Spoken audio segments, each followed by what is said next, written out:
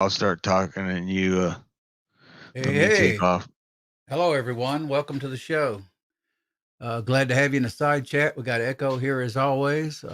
Been a while. Feels like it's been weeks since I've been on here, but got everything straightened out. Got the internet hardwired instead of wireless. Got the sound back. I hope it stays that way. The sound stays good. It's good to see you all. Uh, it's nice seeing you all again, actually, because it's been a while. I was on the Echoes here the other day for a little bit and I jumped out. I was having all that internet trouble. Finally got that, corrected. So, what's up, my brother over there? What you doing? Been doing lately, Echo? I have been doing a lot of research on my projects and spending hours researching YouTubers and trying to help you figure out your audio issues. We've been going back and forth in the backs on the backside trying to make sure your connection for your internet and your modem and your router were all good, and Mhm. you've had a couple of problems, and I feel for you. I've had to go through the same things once before. And I think all of us have at one time or another. Mhm. Yeah, absolutely. I had a bad audio interface, guys. I ordered a little more bigger, larger one, a little more expensive. And wouldn't you know, it was bad. And I had to send it back. And I just got another one here, like I got the first time, a little cheap one. And it seems to work good. So I'm glad that's going okay. See who all's here. Call some people out in the audience here, and then we'll get going. We're going to do different camera angles, guys, and I'm going to load some Varget in 223, probably 15 cases with some basically Hornady spear point, soft point, boat tail, 55 grain bullets, and I'll give you all the info on it here in a minute as soon as I get through calling you out. Let's see, not many in here yet, but I'll still call you out. Echoes here, of course. Gun loving grandpa, good to see you. Gun loving grandpa. Andy 79Z28. The robe. I never forgot that robe thing you put up one time. Not the robe that you wore, but that word you put up, the robe. Uh, let's see. Andy. Who else? Critter's here. Good to see you, Critter. You can come in here too, brother, if you want to in a little while. Just whenever you want to. Michael Hurtnick. Good to see you, Michael. Always good to see you. Who else is here? G23. Good to see you. GGW. Good to see you. Curtis Long's here. Good to see you, Curtis. Feels like I hadn't been in here in quite a while, actually. Strange, actually streaming now. Vanessa Kitty, good to see you, Vanessa. And Rollis Carvelis, good to see you. And who else? That seems to be it for now. We're going to cover, we're going to be using Varget powder, which you all know what that looks like. And sorry, guys, I actually forgot that I was zoomed in on my screen and left Echo out talking in the Oh, it's background. Sorry fine about that, guys. because we're trying to give the powder.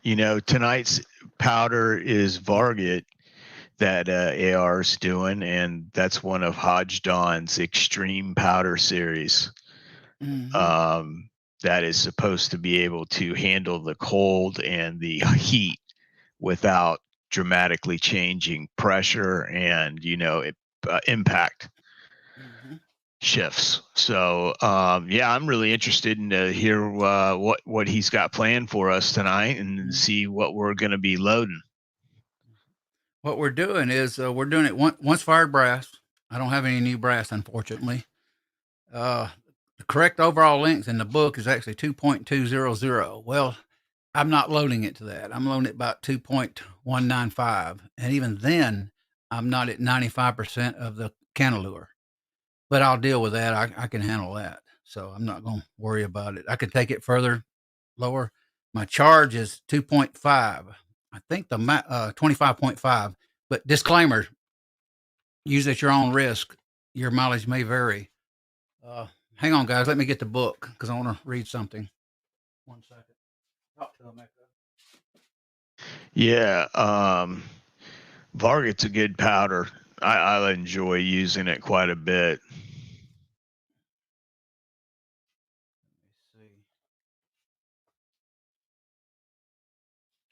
What book are you looking in there, AR? The Hornady 10th edition. I don't have Okay. the 11th. Okay. I'm kind of stuck with it. There's not much difference. They've just added a couple of new cartridges and a few new powders. And this is also the book where they had the misprint of showing a 55 grain SP with /C cantilever, item number 2266. They show it as a standard bullet, and it's not. It's basically a boat tail, and they Yeah. don't show that. But they corrected it in the 11th edition. Yeah. We found this a few months ago, wasn't it, Echo? Yeah. I figured this out one night in a live stream.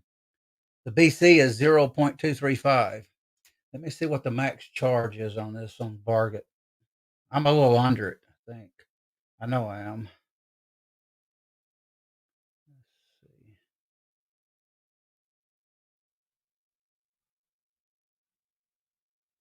Hey, Max Vanessa. What's going on, girl? Andy. Just throwing no, Drew's here too. Hey brother, what's Hey, going Drew. on? Curtis Long. Hey brother, what's going on? Haven't seen him in a while. Good to see you, Yeah, Curtis. old Curtis boy. He's there all the time. He just The he works a lot. So I tell you what I did. I fell over a treadmill this evening and landed on my knees on a tile floor and got two new really rough marks on my knees. wow. The charge on this max, according to Hornady, but even then they're conservative, is 26.4. I'm actually doing 25.5 and at 3,100 feet. I figure that's enough, and I save a little on my Varget because I don't have a lot of Varget. So I'm trying to save a little bit, but that should shoot fine. Oh yeah. Would you say you were going to run a charge of 25.5?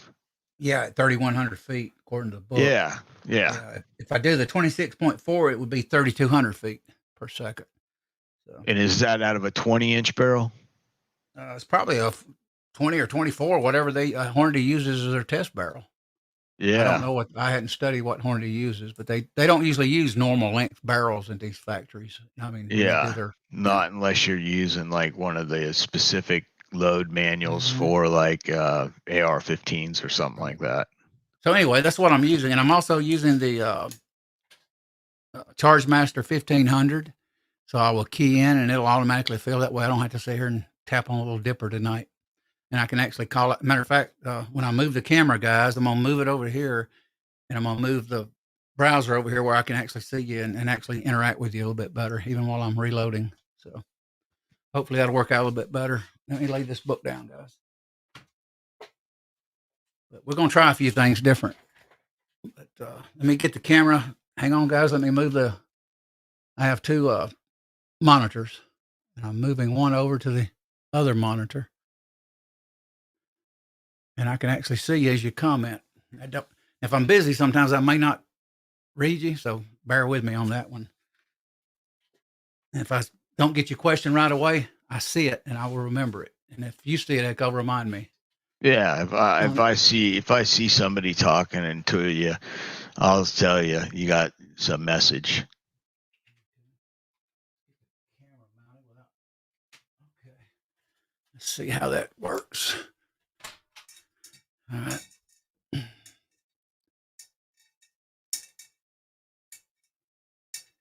There we go. This is kind of how I got it worked out for tonight. Hope it's a little bit better than what I usually do. Not the best, but hey, I need another camera actually, and probably a little bit better camera. But who all is here now? Any different ones? Oh, Reloader 762. Good to have you over here, Reloader. Senior Master Sergeant Bulldog's with us. Hey, Senior Master Sergeant, what's going on, brother? Heck, I ain't no hurry to do this series. I can still talk to you and call you out. Okay. Yeah, appreciate you all dropping by. Let's let me see, 25.5. All I do is go 25.5. dispense. Well, had an error. Did you believe that? I had this thing set up, so hang on a minute. Trying to figure out what the error is now. 20.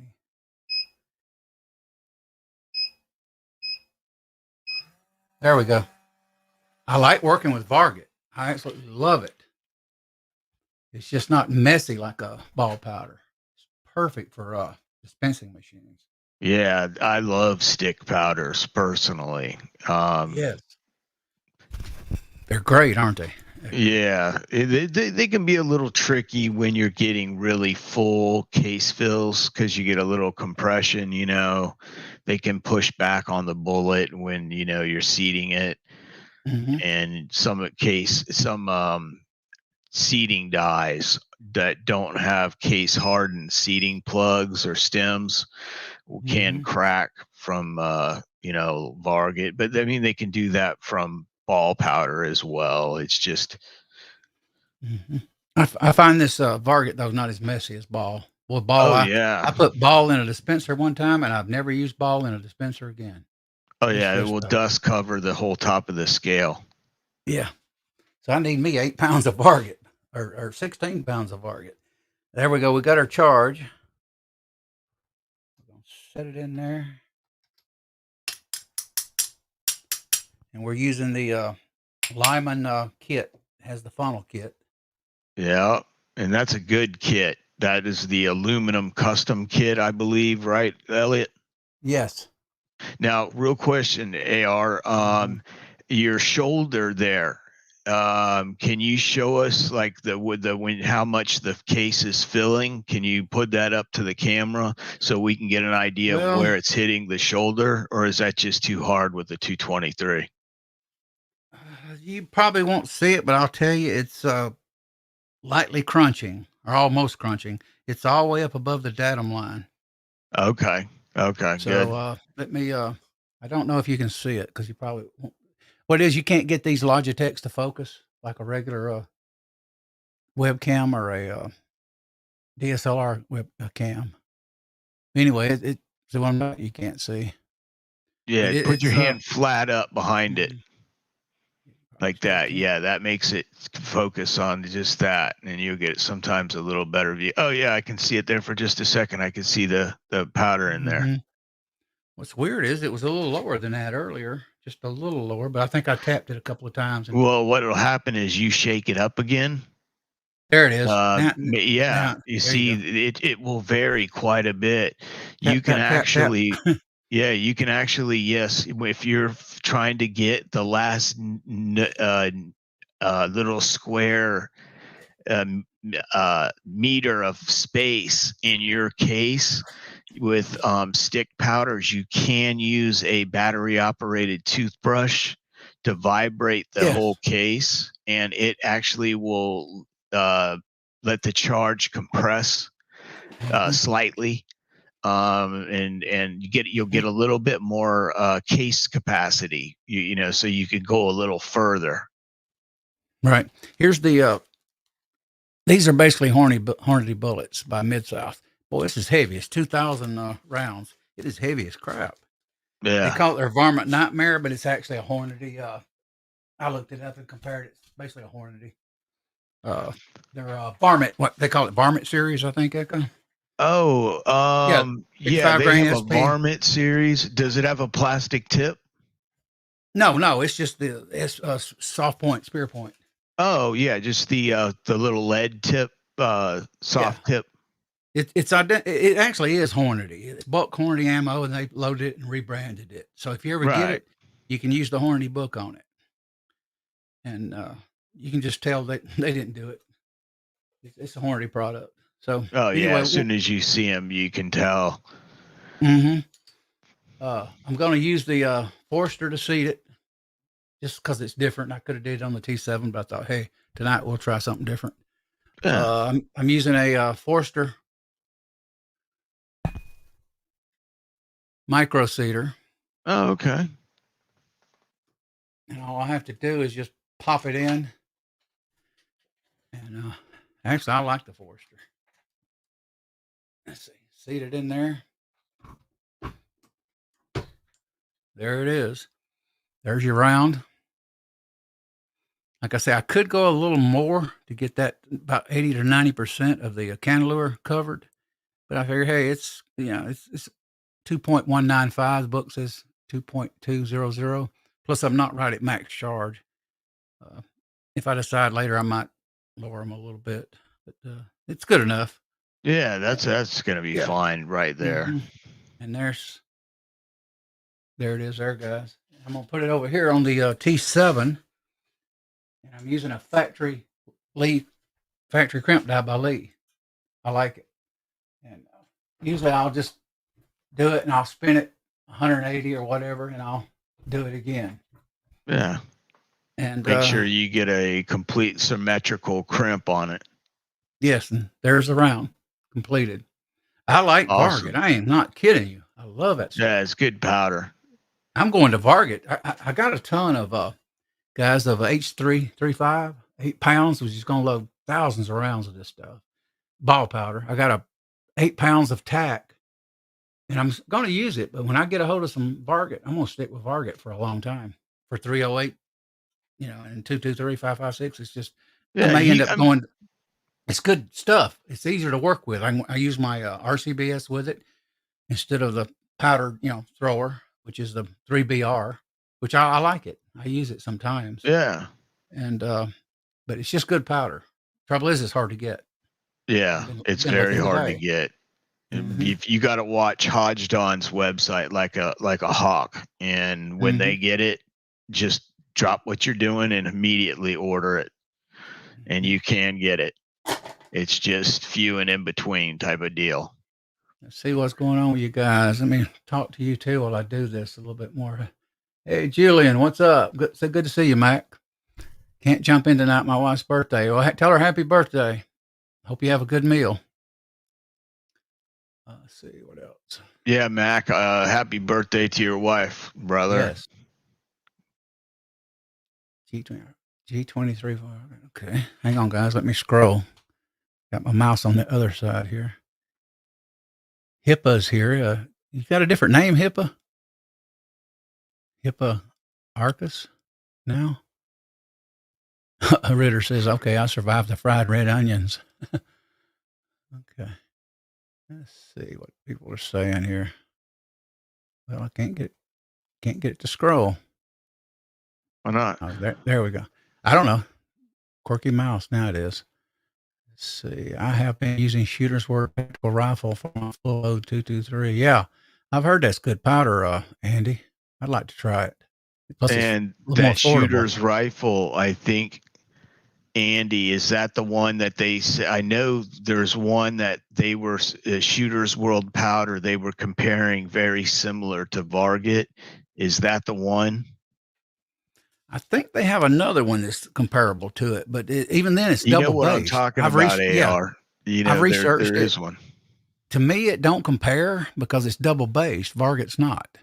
Yeah. But they claim it's similar to Varget, even though it's double based, according to my research on it. Let's see.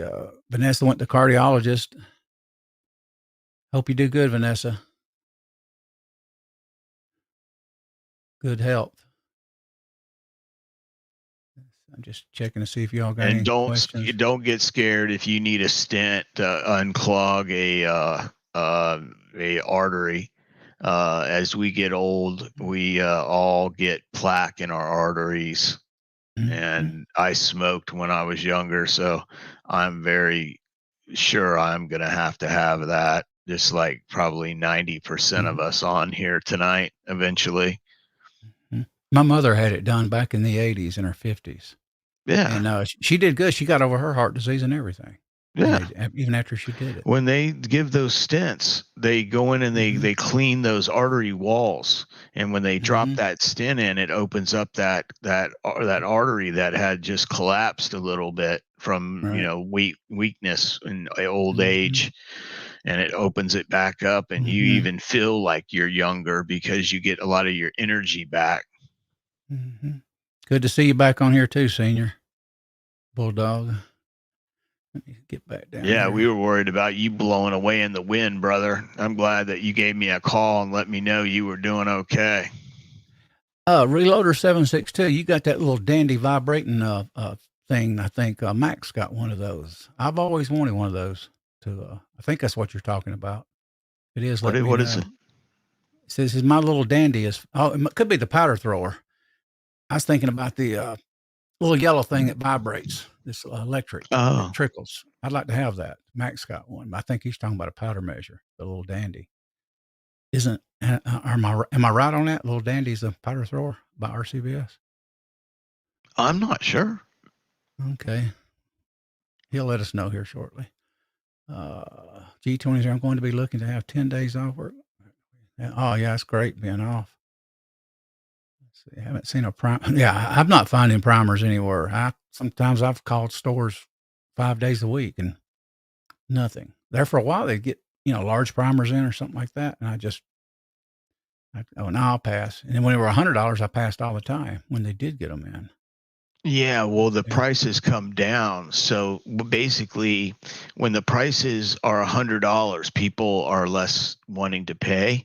But after Mm-hmm. they see them drop to about 70, Mm-hmm. 68 to 70, they're like, I can afford that. That's double what they normally are. So then people start buying them again. As soon as they start buying them, the stock they get in is not sufficient enough to, support us, so hopefully we're etching in every month on closer to where these primer manufacturers are going to have their expansions to their building complete. CCI, Remington, Federal, all of them have, Hornady, they all have stuff going on to increase production of primers, bullets, the whole nine.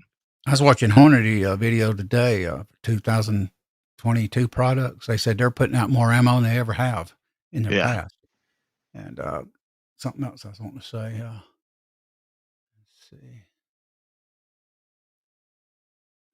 Hang on, man. I forgot what it was. Jason Stewart says hello, AR, in the side chat. Hey, Jason. Good to see you. Yeah, let's see. Reloader 762 ain't seen prime around 2019 of December. Wow. Mr. Stewart, what's going on, brother? What did he say about? Okay. Let's see. I thought he said something about the. Okay, let's get back. I'll get back to throwing. When you want to say something, Echo, just feel welcome to say something. Guys, I'm going to dump another one. I'm only loading 15, so once we run out, I'm going to have to take my time here. So we're dumping another. For people that jumped in, we're dumping Varget, 25.5 grains. Use at your own risk. Your mileage may vary, and a disclaimer: do not use my load data. Get your own book and figure it out to be safe. So we're going to dump this. This is near the max load, according to the Hornady book. But of course, the books are conservative. Let's see where this is at. Yep, same place. It's right. It's making almost contact with the bullet. So that's perfect. And that's without vibrating. If I vibrated with a toothbrush, it would go down probably. Yeah. Lower. So it would hold the 26 and 26 point, what did I say, 0.4? Yeah, originally. It would hold max charge. Yeah, it would hold max charge. So let's get it in the Forester here and seat it. And I'll measure it again just to make sure. And when I lower this here, a lot of people say this, I lower it till it stops. You really can't force a Forester press to go any further. And if you force it, all you're going to do is crack your paint. So just lower it, stop it, and then it comes back up. I love the Forester personally, but let me see what happens when I crimp it. Now I'm crimping it on a Lee Factory crimp die for 223. I just like it better than a taper crimp. And I'm doing it on the T7 over there. I'm running on my wires here too at the same time. So let's check the length of this and see what it's coming out to now. Just kind of give me an idea. I know what it was earlier because I did a test run on this. Yep. 2.197.5. Basically 2.197. Not far from the book. And I could actually go a few more and get that cantilever perfect. But actually, I might do it. I think I will. I think I'll crank it down a little bit. Also, maybe increase pressure a little bit. I'm going to crank it down 1,000 for right now. Let's do it again. That's a good thing about a micro die. Man, I love them. Some people may not. They cost more, but I love these things. I even want them for pistol eventually. Okay, 2.196. Exactly. See, you can control it so perfect with a micro die. So still not quite there. Let's go a little further. Let's do another 1,000. I'd like to see at least 80% on the cantilever up on it. See what that does. Would you Yeah, that's looking trim? better. Did you have to trim those cases, AR? Yeah, most of my cases run about what is it? 1.7? Is it 1.74? 750 is the trim length. 745 average. That's what yeah, because all the cases usually are a little short. Yeah. I used L.E. Wilson. One I got from Sinclair that I showed you all the other week on a stream. I used it to throw it in there. I didn't even do an adjustment. I'm a little over. I trim back sometimes 7.40 like Highboy. Right. But if the machine is set up to 7.43 or 4.5, as long as I can get all of them, I'll just leave it. I don't worry about it. We don't. I'm OCD, but I'm not that OCD where I have to make sure everything's right on the button there, or right on the red line. So. And one thing good about the RCBS or the One Echo's got or the Frankfurt, right now, pan's waiting on me. People say, well, that pan ain't fast enough. I tell you, it's fast enough for me. Maybe I'm not in that big a hurry most of the time. I know guys that's got 2 of these running. Oh yeah, I know a guy that actually runs quite a few of the machines at once. He's got I can't remember full lead taco. He's got a couple of the I want to say 3 or 4, but 2 or 3 at least of either the Hornady machines or something, and he does it so that he can do 1, 2, 3 and load 3 bullets really quickly. Let's see. Hey, Walter. Good to see you in here. I don't see him, but somebody said, hey, Walter, so I assume he's here. Good to see you, Walter. Let me see if I can find him real quick. I didn't see him sneak in. Walter, are you being sneaky, brother? Let's see when he plays called out. Yes, he certainly is sneaky. Rare Bear, good to see you, Rare Bear. He says, is that a precision powder? Oh. Okay, go ahead. Oh, I was just going to tell you what Walter said. Go ahead. Hey, guys. Can't stay, but wanted to say hi. Wanted to drop by and say hey and give a shout out to AR and Echo for continuing the Thursday night chats, and then an emoji that I can't really make out because I'm so blind. But let me check that out. Let's see. I think he's clapping. It might be that. I'm not sure, but thank you, Walter, and I hope you have a nice evening tonight. Appreciate you dropping in and making a comment, Walter. Really do. It's good to have you. I watched your video today, too. I'm going to try to watch a lot more of them. Sometimes I get tied up and don't get around to watch as many as I want to. Let's see. Drew Bradley doing fair today. My skeleton hates me today. Oh, mine too, Drew. On rainy days, I ache all over. Let's see. Crescent City.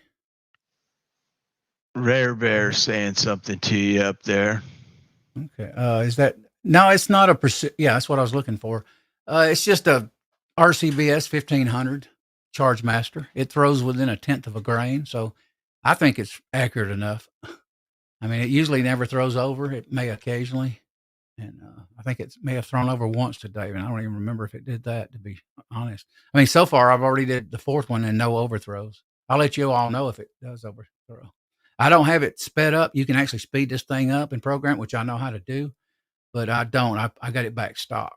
I speeded it up a while back, changed the settings in it, and I actually just put it back regular because I'm just not that big of a hurry to.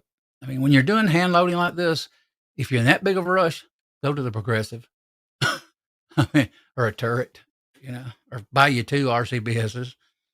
I'm just not that big of a rush to, speed through it. Even when I'm doing it by myself, without any video, I do it 'cause I enjoy it. 2.195. That's holding good. Let's throw another one just to see what the length will be here. Overall COL will be.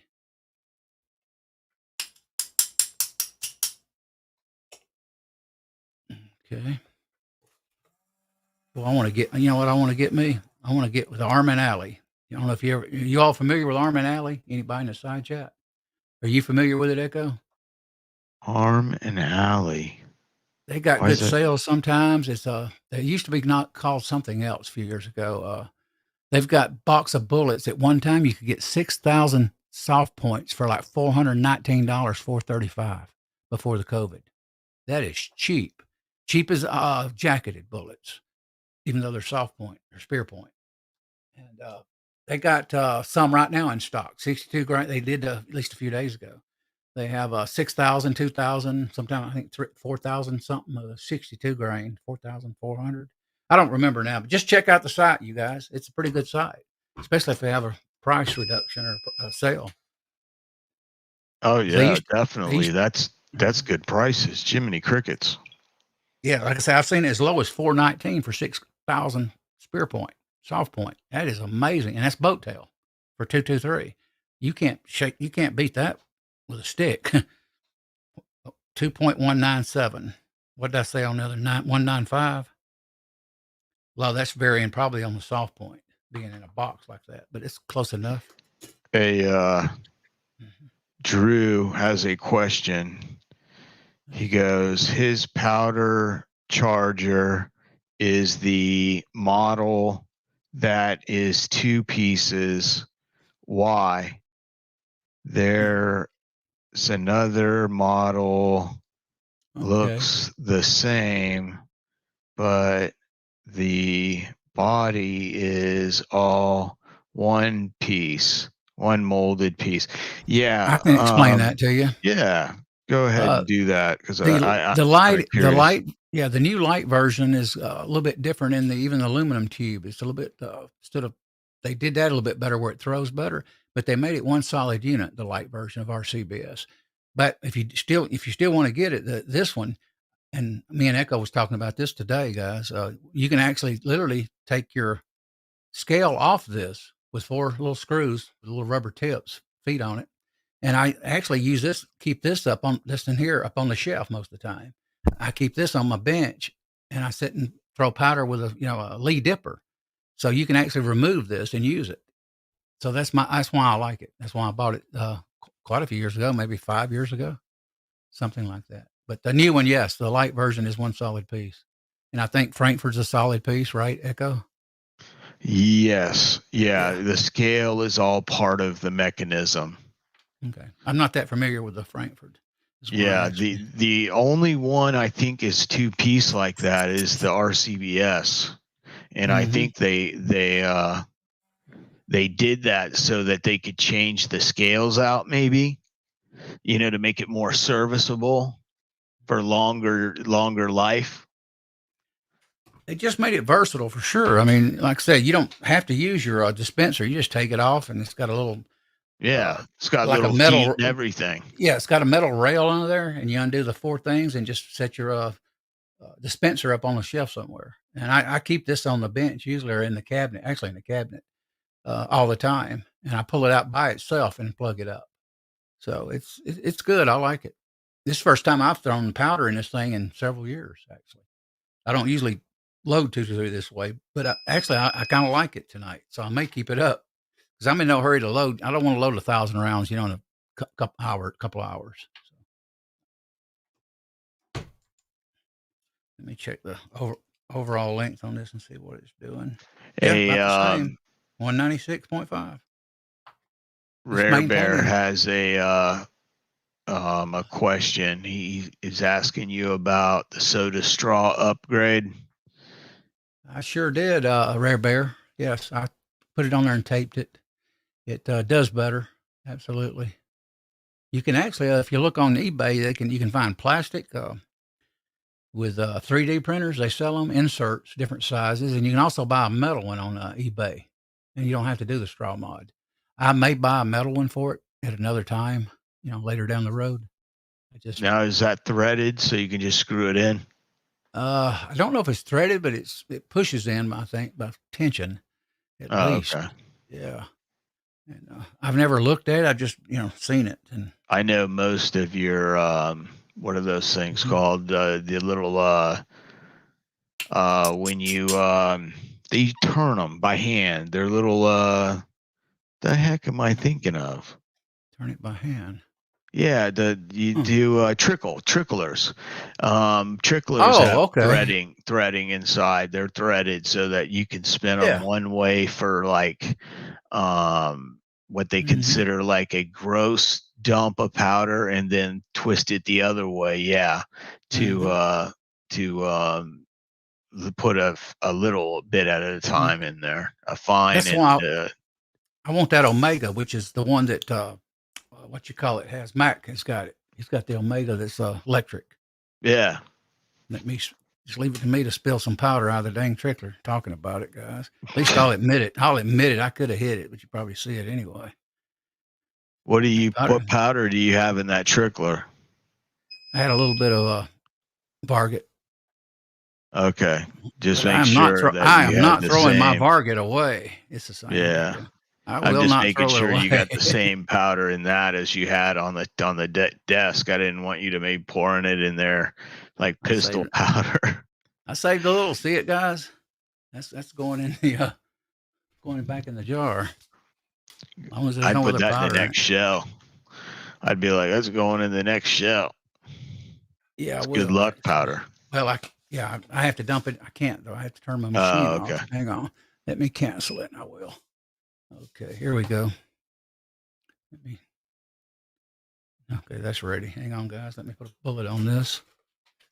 I was trying to read the chat when kind of hard to reload, talk, and look at the chat.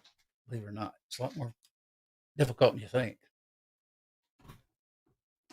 Amazing. Some struggle seems to just to read the chat and talk, but I can do that okay. But boy, doing these three things, you really multitask for sure. All right, there we go. Let me I'll just dump this back in here, and I'll rake this over in the pan. Yeah, it's clean. There's no other powder in it. Plus my bench is clean. And that's if I can get it. I know what I'll do. I'll use the paper. There we go. Save that little bit.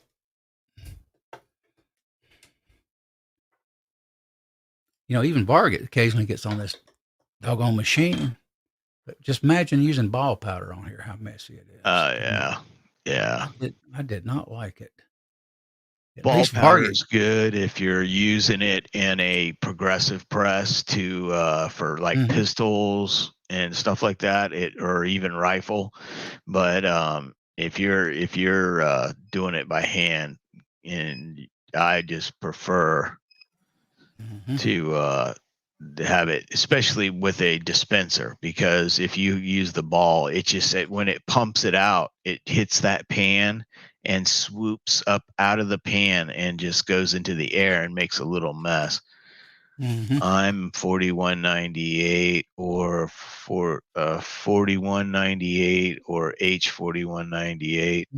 Yeah, I use the IMR 4198 on a 458 SOCOM. I use the 4895 on 30-06 and 308. And I also use the IMR 4064 on 30-06 and 308. I like to have some 4198 powder stuff back. Yeah, I got a pound of it. It's a little bit fast. It likes to go quick. It's a little faster than 4895. I'm It's actually got a using the burn mouse with my rate. left hand, so Yeah, I'm did trying that. to read the side chat for you to help you, but I'm Appreciate it. real close. Okay. And let's see. It's difficult with left hand.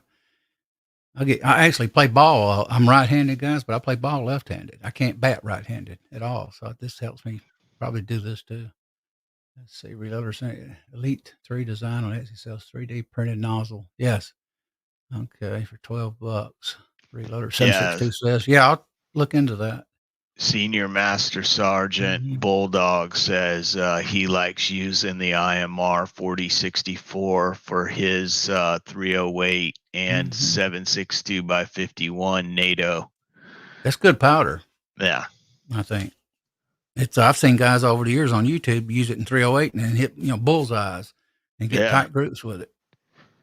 I've got every 308 powder. I think that somebody somewhere has said it works really good with 168 grain bullets.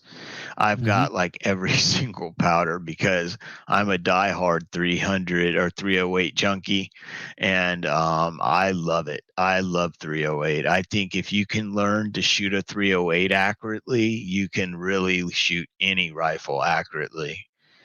I love the 308 too. Yeah, the 7.62 is just hard bullet to control when you start looking at today's more modern target cartridges like the 6.5 and all that. The Creedmoor, you start seeing a definite improvement in overall cartridge dynamics. And basically making it a easier cartridge to shoot at longer ranges. Rare Bear says Starbucks straw are pretty matching green. Okay, I'll check that out. I save straws because I figure one day they're going to quit making them. Oh, yeah, I'm sure they will. See, Hippo My says, wife would have a heart attack. He said he just finished brass prep on my non-Starline 223. Should have gotten a prep station years ago. Yeah, they're nice. They really are. I don't regret getting this. My thing is I hate it if it goes out. But so far, they hold up sometime for quite a few years.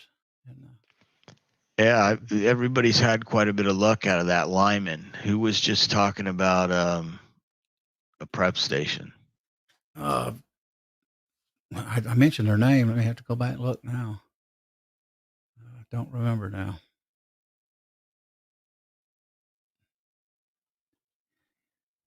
You missed what I said. What is this? I don't remember. I called their name, but I don't remember at this point. I'm reading so many things. I see Julian Number. I love 308 rounds. It's my favorite round. I have 6 rifles. Yeah, I love the round too. Hey, Lakeview, good to see you. I try not to miss any of you guys. I may not say nothing right away, but I will get to you. Let's try to figure out who said that, because apparently it went over your head when I said it. Yeah, I was trying to read something up here about a hangout or something. Okay. Alarm went off. I wasn't ignoring you. I was trying to read in my brain. It's so hard for me to see it. I got you.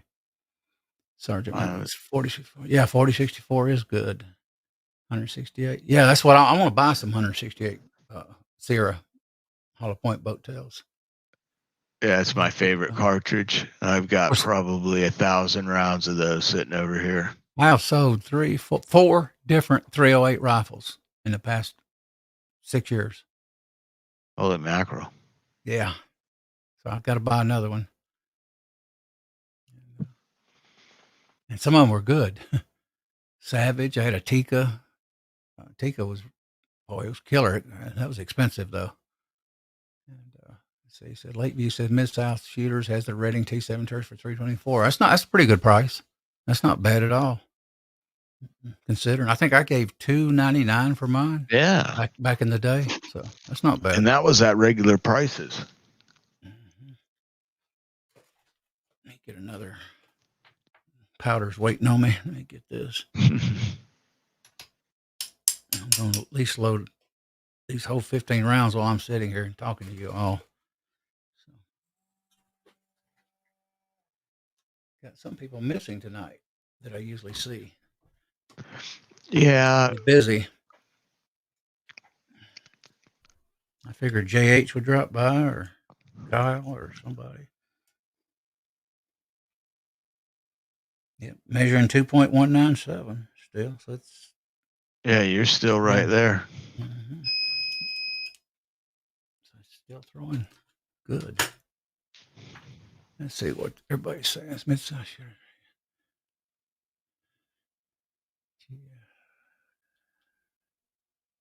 Kind of awkward using my left hand for the mouse.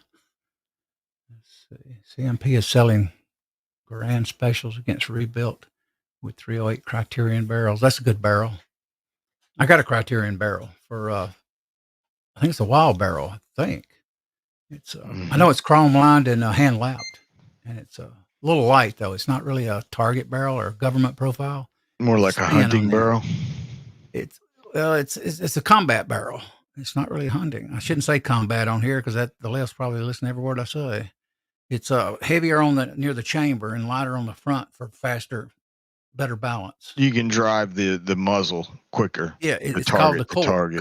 It's called the Core Series. Check it out, guys. You get a chance. I probably won't buy another one, but I bought it to see what it was like. I've never tried. I've tried Unique, but I've never did AR Comp Powder G23. AR Comp is supposed to be very good powder. It's just that that's a isn't that a Shooter's World? No, that's a Alliant. Oh, that's right. I've got their manual. That's why I was wanting to try that. What's I think 76 High Boy got like 8 pounds of that. And he's shot it quite a bit, I do believe. With G23, I shot what was it? Tuesday. I was at my daughter's house. I shot 9mm with Unique. It shot great. It's just like factory. It just boom, boom, boom every time. So I like Unique. Luckily, a few years ago, during the Obama years, I bought 2 pounds of it, so I can go for a long time on that.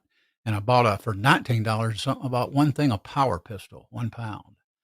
I regret not buying 2 pounds at a minimum of power pistol, but I didn't. A pawn shop got it in one day, and they ordinarily didn't stock reloading stuff, and they had like 6, 8 of them. I said, "Oh gosh, I buy 2," but I was, trying to save money, and I said, "Nope, I'll wait." And look at me now, or look the state we're in now. Yeah, with a shortage. Let's see. I've never shot an M1 Garand or Springfield. Let's see. I've never shot one of those either. I've never had the honor to. I've never. I have shot a Springfield 1903 bolt action 30-06. I've shot one of those, and that was pretty neat. With had the full stock and everything on it. Let's see. Yeah, Lead Bullet Junkies here. Good to see you, Lead Bullet. I've already loaded 5, 6, 7, 8, 9 rounds. I'm ready to go. That's why I said I wished I had 8 pounds of Varget. I'd give anything if I had a jug. Don't you have 8 pounds or 10? Yeah, that's what I was thinking. You got a ton of it. You lucky rascal. Go to sleep. You better watch. I'm gonna come over like the reloader dude, and I'm gonna sneak it out of the house. You wonder where it went to. Get me a jug of it. I got your address, brother.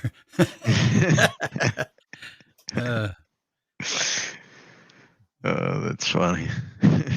Just don't shoot me when you got all those guns over there, though. Hey, it's just me stealing your Varget.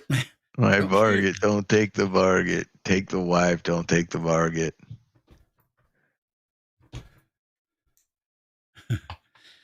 Yeah. G23 AM1. Won't tell her in time you said that. Yeah. She won't like it. M1 Grand, nice. Oh. Critter says, I was 14 and shot a 50 caliber black powder rifle. It moved me back 4 feet back. Wow. When I was 13 years old, I shot 14. I shot a double barrel antique shotgun with a hammer's, exterior, sawed off, illegal, and pulled both that and shot it one hand 2 or 3 times. They didn't bother me because I just knew how to do it, even when I was young. A lot of people shoot that thing. Oh my goodness! If you hold it right, it don't go anywhere. It just jumps up and drops a little bit. So, let's see. I hear the powder pistol is my favorite powder for 38, 44, and 400. Yeah, like I said, I only got 1 pound of it. I wished I'd bought 2 jugs. I haven't found any in 2 years. Oh wow! I definitely should have bought some. Yeah, if it's that hard to find, I regret that. I think I can load probably 1,400 rounds, maybe with power pistol. Like a pound of it. Yeah, somewhere in there. I'm not exact, but you can load quite a bit. Yeah, I love his thrower, man. It just sits there and waits for it. I just wait for it. It is nice. Didn't even dawn on me to use this in a live stream. And I said, hey, man, this is going to make my life easier while I'm talking here. No more Lee scoops for me. Yeah. Oh, I love Lee scoops. Oh, yeah. I like them. But I like They're awesome. RCBS better. So, yeah. When you're trying to talk, it's kind of distracting. That's good.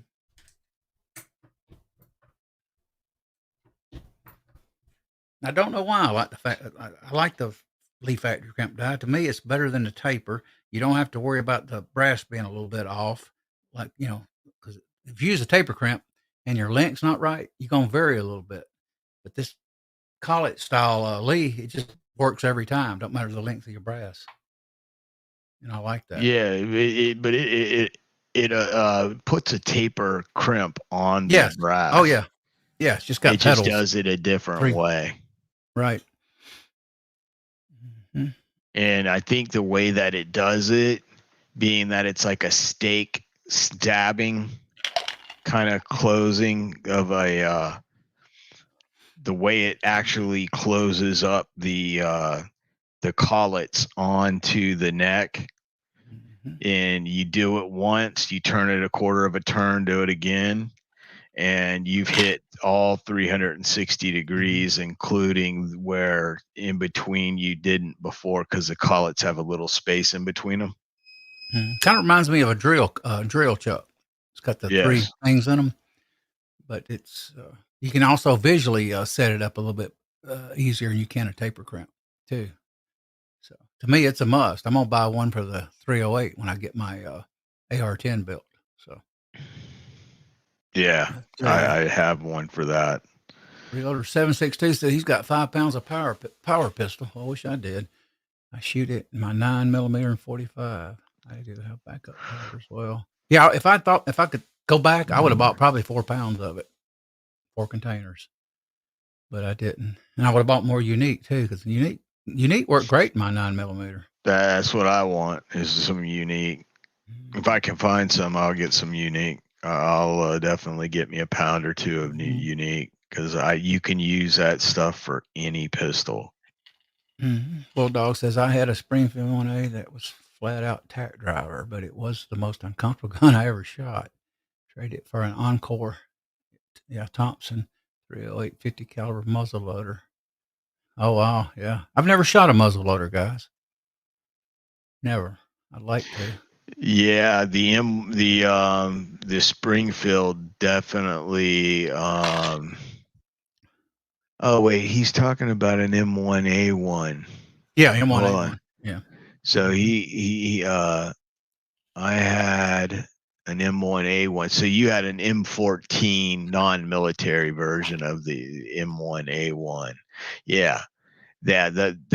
Those rifles I've been told that are very uncomfortable to shoot. I have developed some loads for a friend of mine, and he just shot them over a chrono to give me, basically a Satterley load thing. They would just fire over a chrono until he found that the accuracy nodes, and then we found one that was in his velocity range that he needed, and we pushed it there and That's found where one. that's where I got to go. Reloader 762. I need to start casting. I know two places I can get lead at. One's sitting right below us right now. Yeah. Of course, shipping, but man, we need to make some lead bullets, bunch of them. And, I'd like to stockpile it for it's HTF ammo. Yeah, I would like to stockpile it as well. Just have it all ready and just vacuum seal it up into bags of like 1,000 per bag with that heavy material vacuum seal, and just do it up and do tens of thousands. That's what I would like to do. So Drew, you got the Frankfurt Arsenal electric powder thrower. I take it then for $182. Yeah, you'll probably like it. Boy, it's nothing like a good powder thrower. Electric, they're nice. Absolutely. I've never used the Frankfurt, but I hear it's pretty good. This Realtor 76 says get all you can get. Yeah, I know some people lucky, boy. They got hundreds and thousands of pounds of lead. I don't. I'm gonna try not to go down the rabbit hole on casting though. I'm gonna get the ProPot Echo, the 40 or 4? I forget. 420. 420, yeah, ProPot. That Lee. Yeah, get a Dutch oven size thing, and I've already got the burner. I've already got the turkey burner. I got it a long time ago for $10. It's out in the garage, so I'm set there, and I got some gas too. So I just got to get a few things, and probably at least one 9mm mold. I want to get Lee 420. Got you, HIPAA. I was thinking it was 4 something. 420 pot. Andy said he loves his. Yeah, I don't, believe it or not, I've never had to, I can't even remember a time I've had to re-zero the RCBS Charge Master. I may have, I just don't remember on it. But typically it don't wander. I think it wandered here a few weeks ago. Usually if it wanders, it's static. Static will cause it to wander. I first bought this, so I had this right here, guys. You see that lid cover? Well, I would move this real slow, and all of a sudden my numbers would start changing. Well, I thought it was air. It's not air, it's static. So I took a cloth, wiped it down, and did it, and it went away. But if you don't wipe this down and everything down, the static from this plastic cover will actually make those numbers move. You ever seen that, Echo? Yes. Weird how it does. It's almost like a ghost is in there moving that stuff. Yeah. So outside of that, I've never had a problem with it. I like this better. I can sit here and read the side chat while I'm loading. So I like this better, this setup. Let's see. I do not mind powder, but it's time. I step up the game. Yeah, I like manual too, Drew. They're good. But it definitely is nice to have an electric one. Makes it kind of easy to load. Yeah, Andy says it's very sensitive. I put a pan on off center. It's not zero. Huh. Okay. Reloader 762. He's got over 1K pounds of ingots. Probably got 8 to 10K of loose count or so rifle and pistol bullet already cast, coated, sized. Wow. If the revolution happens, we know who to call. And he's like, yeah, don't call me. I'm going to be loading my own damn ammo. I watched that. I won't get into politics, but me and Echo watched that House hearing in the Judiciary Committee. It was not Judiciary Committee, or the committee, whatever committee they had, and they passed that committee out to go to the floor to vote on the red flag law. God, I was mad. I was mad as hell. So I don't. Last I read today on that subject, I won't get into it deep. That he don't even have the votes to even get it that passed. Yeah, that's a good thing. I hope they neuter him. Anyway, enough of that. I get passionate about it at times, especially when it comes to gun control. Let's see, my casting. What's he saying? Yeah, if you want to help fight gun control, call your Senate representative and your House representative, and make sure your governor of your state hears from you as well. And even if they're Democrat, even if they're Democrat, tell them you don't care. You'll figure out. You tell them you will donate to the opposite party to see them defeated. Because now you can, man. You can donate to anybody out there in any state with the internet now. So you can help defeat anybody if you just put your time into it. That's what's different about these days with the internet. I get things all the time. People want to donate. You know, I'm running for so-and-so in this state of Texas. Will you donate money? Of course I don't. But if I needed to, I probably would send them a few dollars. But see, I hate to brag about my lead stash. It is now almost 3,000 pounds, and zinc up to about 800 pounds. Wow. That is a lot, Andy. Yeah, Rare Bear, I wished I had some of that 80% stuff too. Yeah.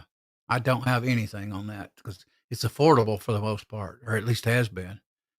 And, you can't beat it. Rare breed case dismissed. Heck yeah.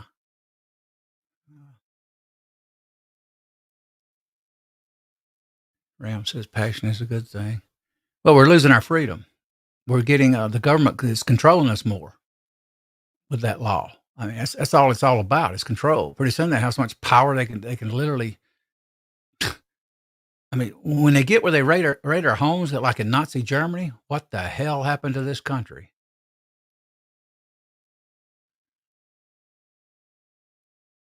And I usually don't cuss, but I did say that word on the stream. So. Call you about my reps all the time. Yeah, I do too, G23. Okay, let's get back to loading. Enough of that. But anyway, sometimes that Second Amendment stuff is important. And I like to mention it occasionally. I just don't want to go down a rabbit hole on it too much. We see enough of it. Drive you crazy. This Forester die 223 is a great die. I like it. It's affordable. I think when I bought it was probably $79. Yeah, that's what those. Yeah, those are. I think the most reasonable nowadays, and they're a heck of a nice quality. Let me see what they're running. I'll tell you all.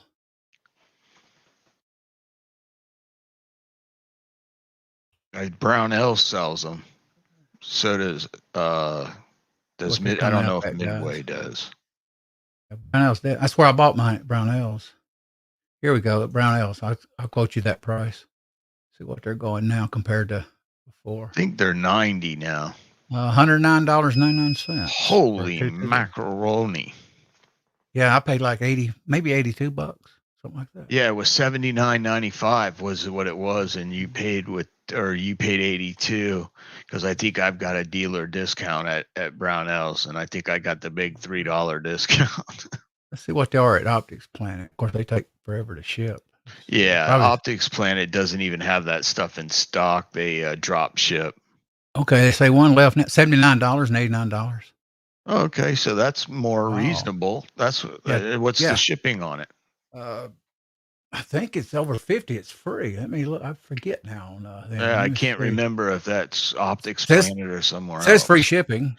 Oh, there you go. Yeah, the 223 die right now is 89.79. They got 6 left. Order now. There you go. Just hope that those are actually in stock.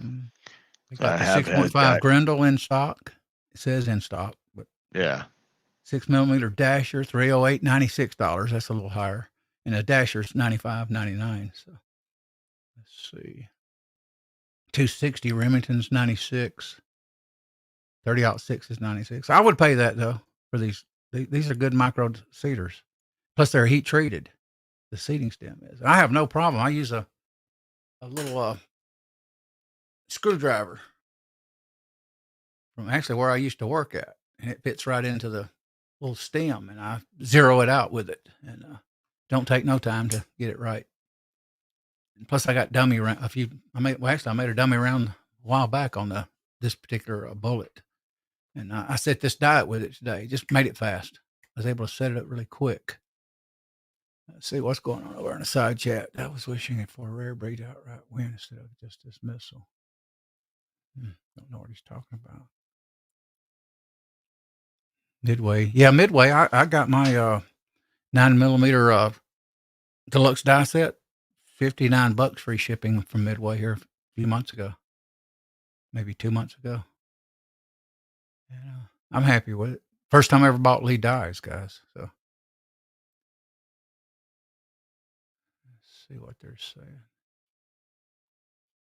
I'm trying to get it. There we go. Kind of awkward to work with my left hand on this. Chip Roy took too long. I won't repeat that, to lard. I don't even know what they're saying. Let's see. House committee, critters. Yeah, that's what it was. House committee. Oh, I tell you, that's not good. I don't know what we're going to do if that happens. Hang on just a second, guys. Yeah, I don't mind. I'm gonna occasionally mention some very important stuff on the politics, on the gun control, and then I'll dismiss it. I will not continue to talk about it. So anyway, let's get back to loading. AR, no, what is your procedure for your case prep for this? How did you tumble your brass? What system did you use? I used on this. I actually used the Tumbler's Tumbler a while back. I used the Frankfurt though most of the time.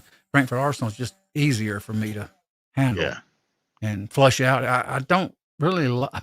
To me, the Tumbler's Tumbler is a good unit.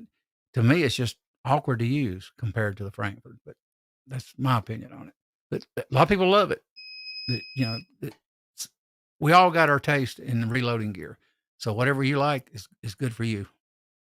Definitely get it. Yeah. And I still use it, occasionally. Like if I had two different brass, like pistol and rifle or whatever, if I want to separate it, but typically, see what this is measuring on the length, probably about the same. And I use this too, guys. This I've always been promoting. Elster has one. Quite a few of you guys have it. You cannot beat the eye gauging digital caliper. It is absolutely fantastic for the price. Now, I'm not trying to shill here, but it is. I've got two Hornadies, and this is the best I've ever had so far. And $41 on Amazon. And it's got a big battery in it, so it don't die. My Hornady, every time I turn around, I had to replace a battery. So I had to start to go buy batteries at Dollar Tree. And I still got a bunch of here. So this here has a larger battery, and it lasts like 2 years. 2.194, so it's hanging around 194 to 197, 196. So not bad. What is that called again? It's eye gauging. Eye gauging. Yes, it's even comes with calibration. Calibration usually costs what, $40-$50 more. They actually come out. How does that spelled so that if someone's looking for that? Hang on, it's here it's called Origin Cal, ORIGINCAL, but it's eye gauging is what they usually see it on Amazon for. Okay. And I can put the link in if you guys want it. Let me know if you do, and I'll stick a link in there. But it works. It's got that huge battery, a 2032, and I have not put a battery in it yet, and I've had it, what, 4 months now? 6 months? I don't even remember now. And I leave it on. I don't think it goes off like most, so you have to actually turn it off. And I'll turn it off for right now because I don't really need it. I've almost loaded all these whole 15 rounds sitting here yakking. Well, I buy one for every color. Frankfurt does all of them.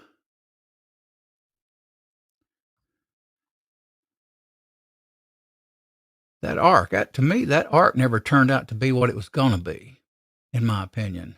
Echo probably has a better opinion on that thing. I know I don't research it, but I do know it didn't turn out as good as we thought it was going to turn out.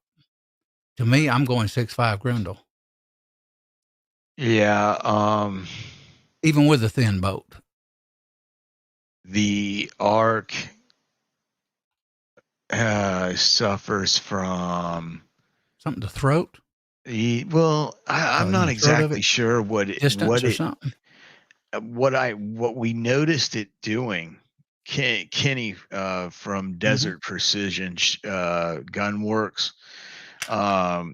he started noticing that the bullet, when it slammed home in the chamber, it would come forward.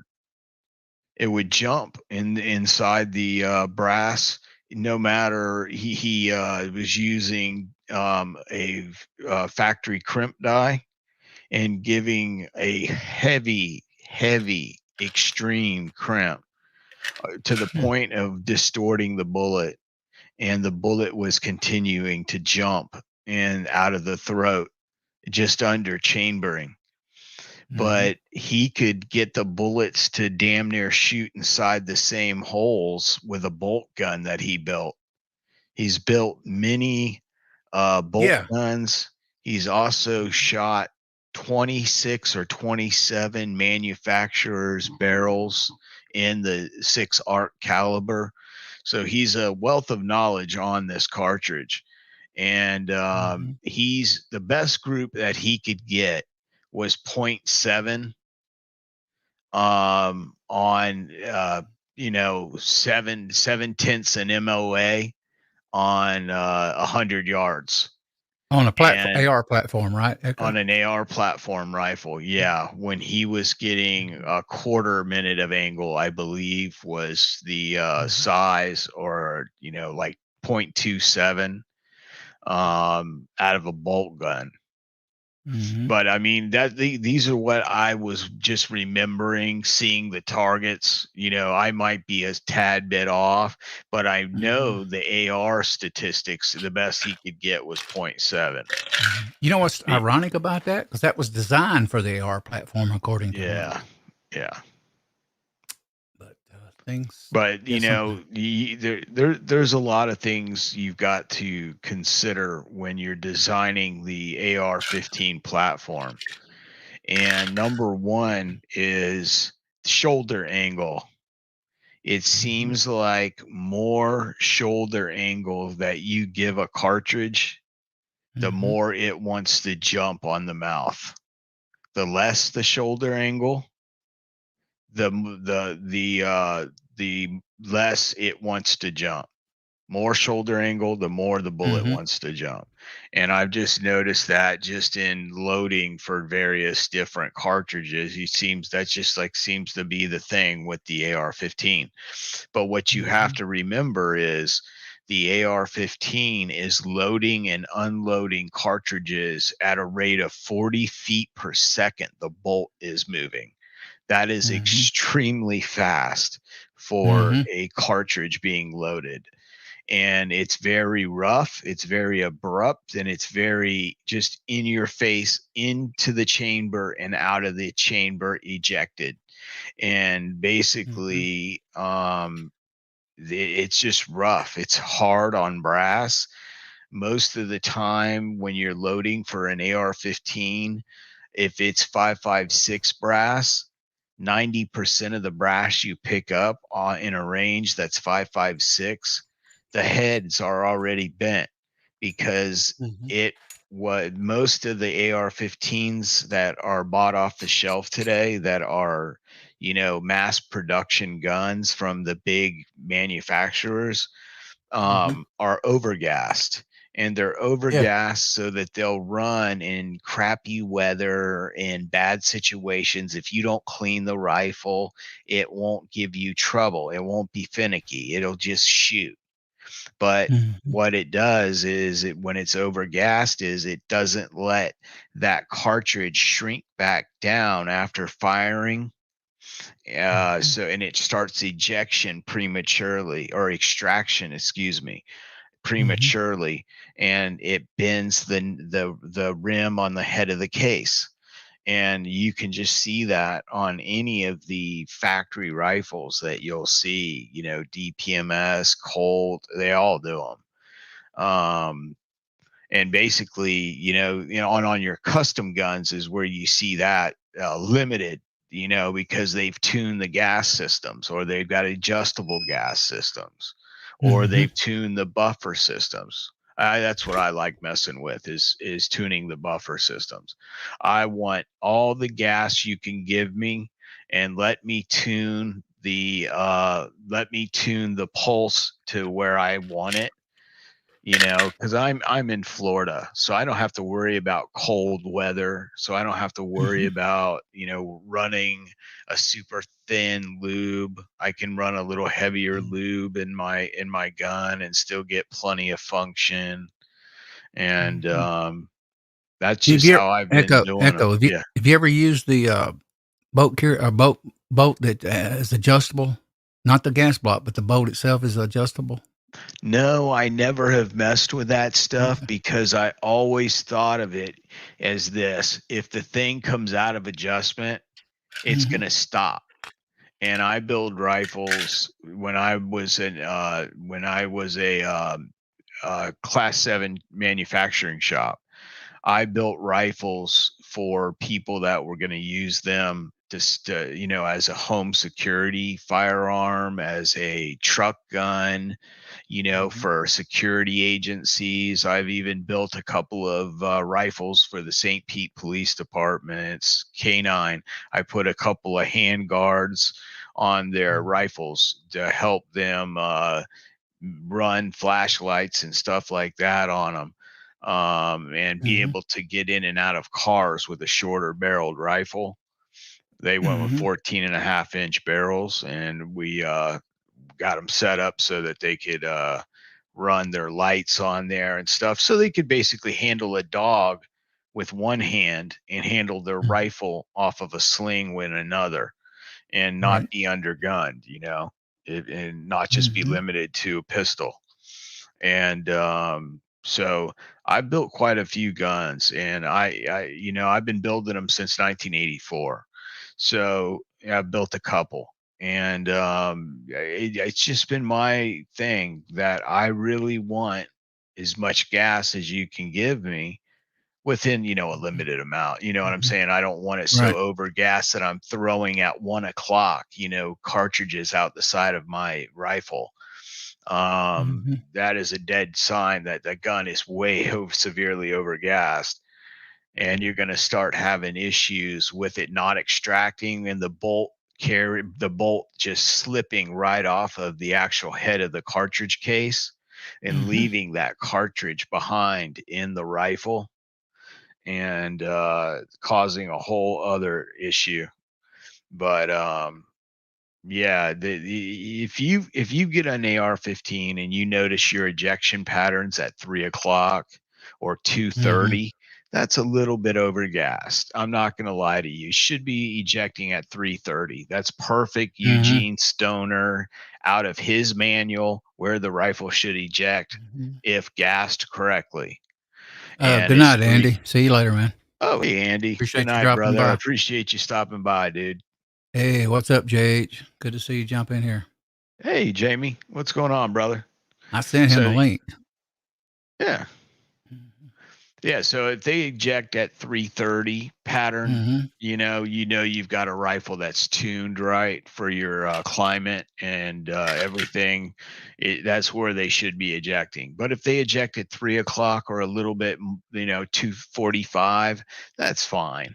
You're not going to have too big of an issue, and your rifle is going to work no matter if the temperature gets down to 10 below zero, or if you're 115 degrees in the summer, it's still going to work. Mhm. I got 2 more rounds to go. Let me get them loaded up while we continue to talk. Now we're going to shoot these tonight, right? I wished I had a range in the back. We'd probably just go out there and take the phone and do it right then, but I can't. That'd take me to jail. It would be a hell of an ending. There would be a lot of people watching your show. Yeah, tell me about it. Let's see. Now, if it's a holiday, I can get by with it. When it's holidays and everybody's out there bang bang, nobody knows it.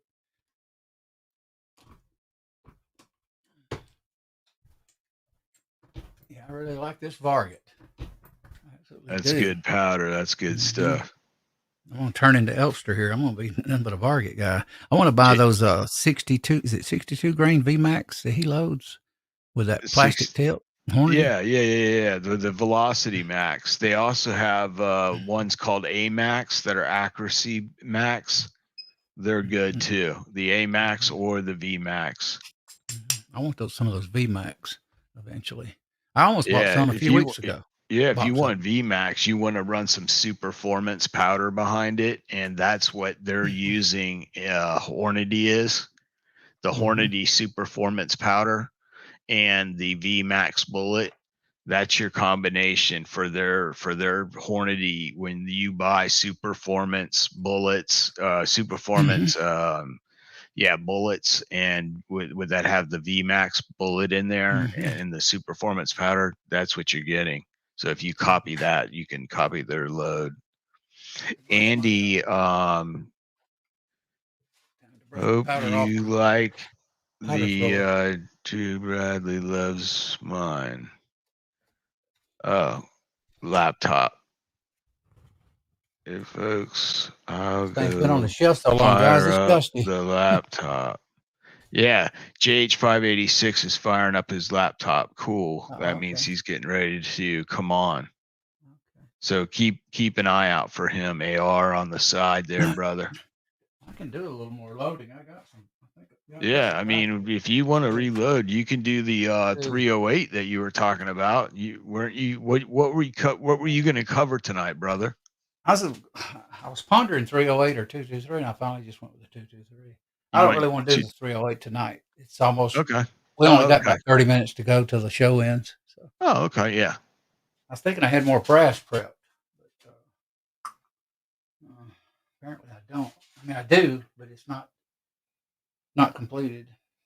Yeah, it's not completed in brass prep yet. Let me see. Matter of fact, I'm using this that I got from Jamie. I think it is complete. Hang on, guys, I'll tell you. Yeah, it's complete. I got 50 in a tray ready to go.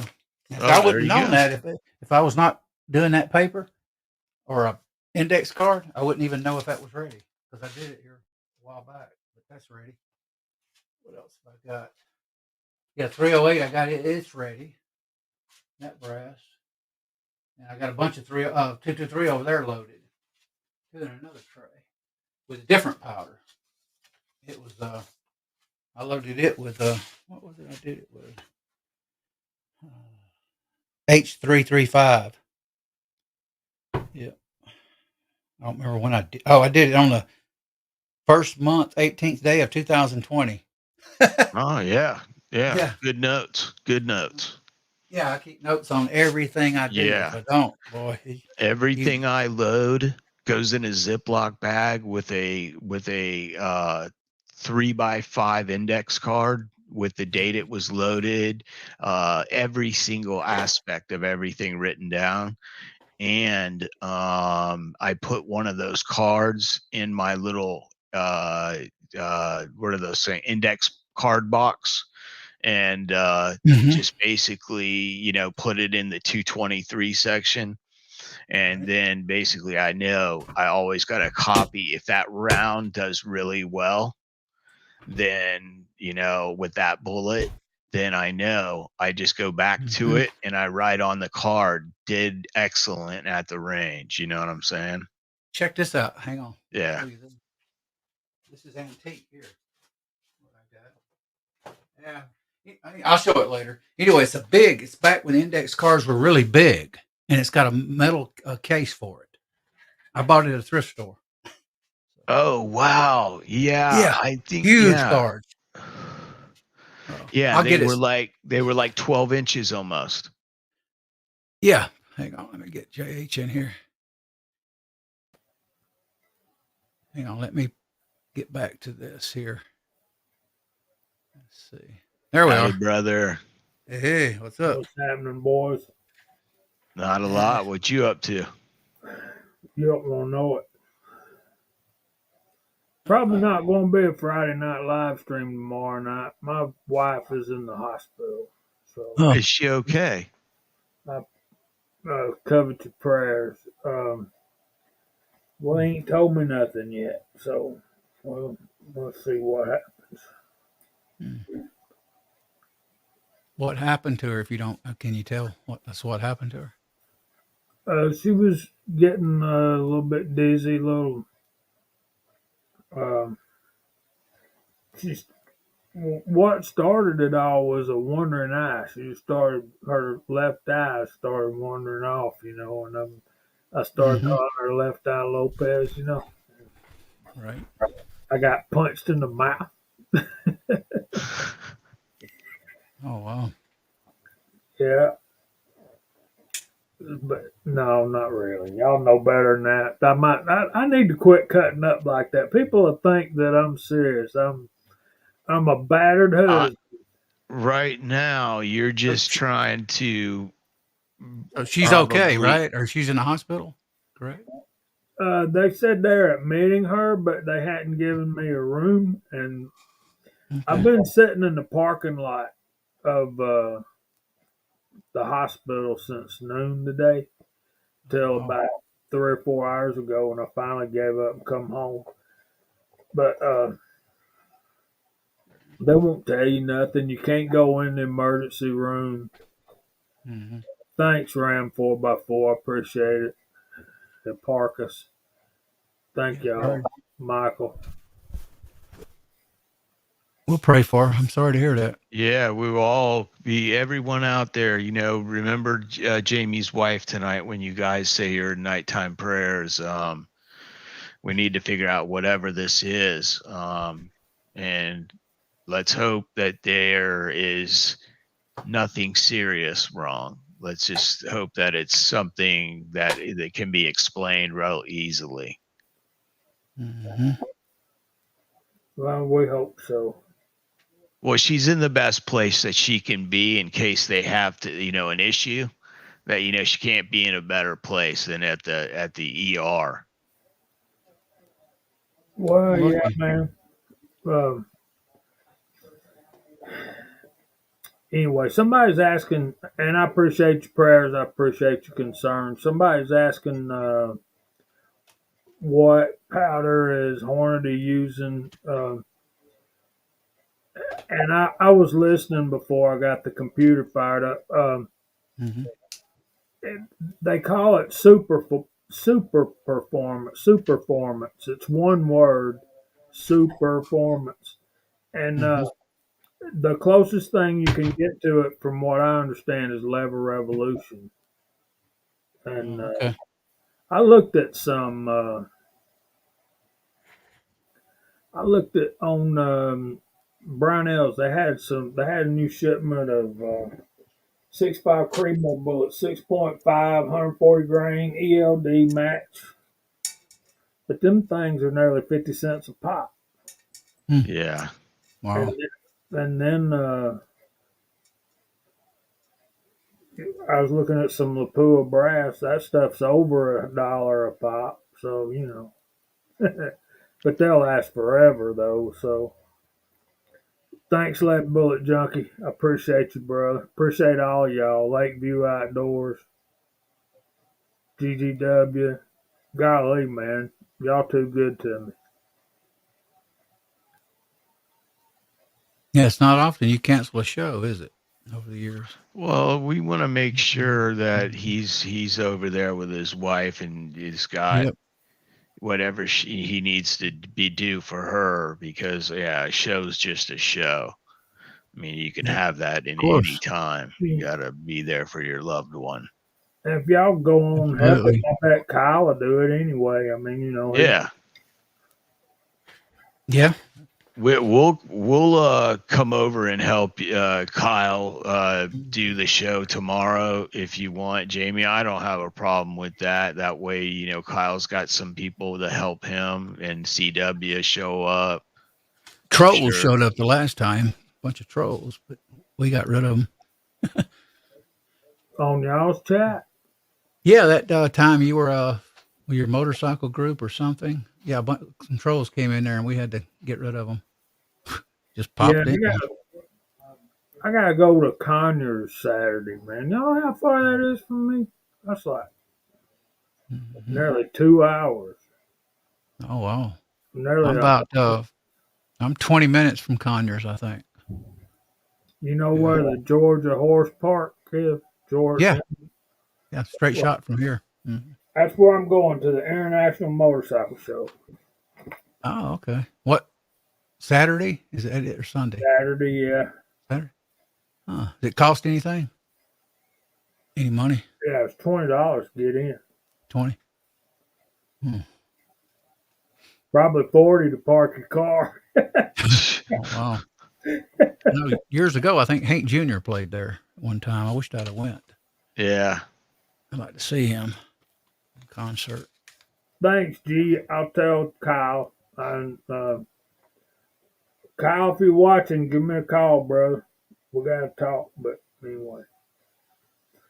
Yeah, man. Let me tell y'all something. And AR testify to this. You don't realize what all mama does till mama ain't here. You know what I'm saying?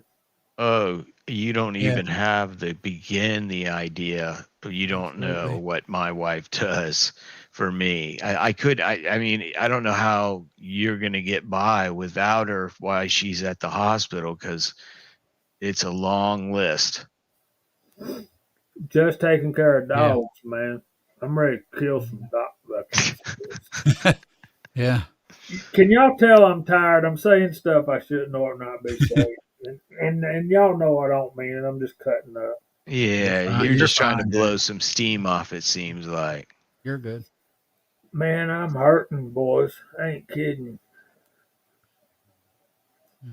Thanks, Senior Master Sergeant Bulldog. He just sent me a text, y'all. Yeah, Critter lived in Augusta, Georgia.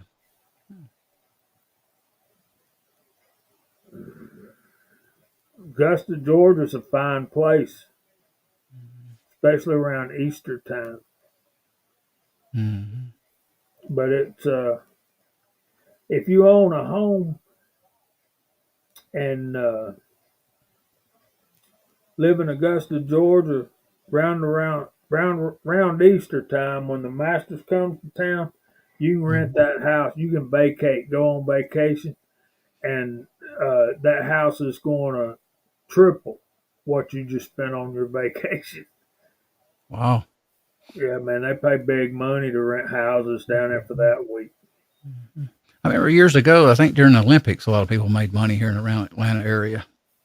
Now, I remember, that was when I actually bought my first vet. Boy, I actually went down Beaufort Highway to work one day, pulled across the tracks, and all of a sudden I look up and there's the girls running down the middle of Beaufort Highway and between DeKalb County or Doraville and Norcross.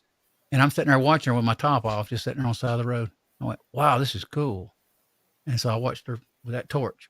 First time I ever seen that. So I'll never forget that.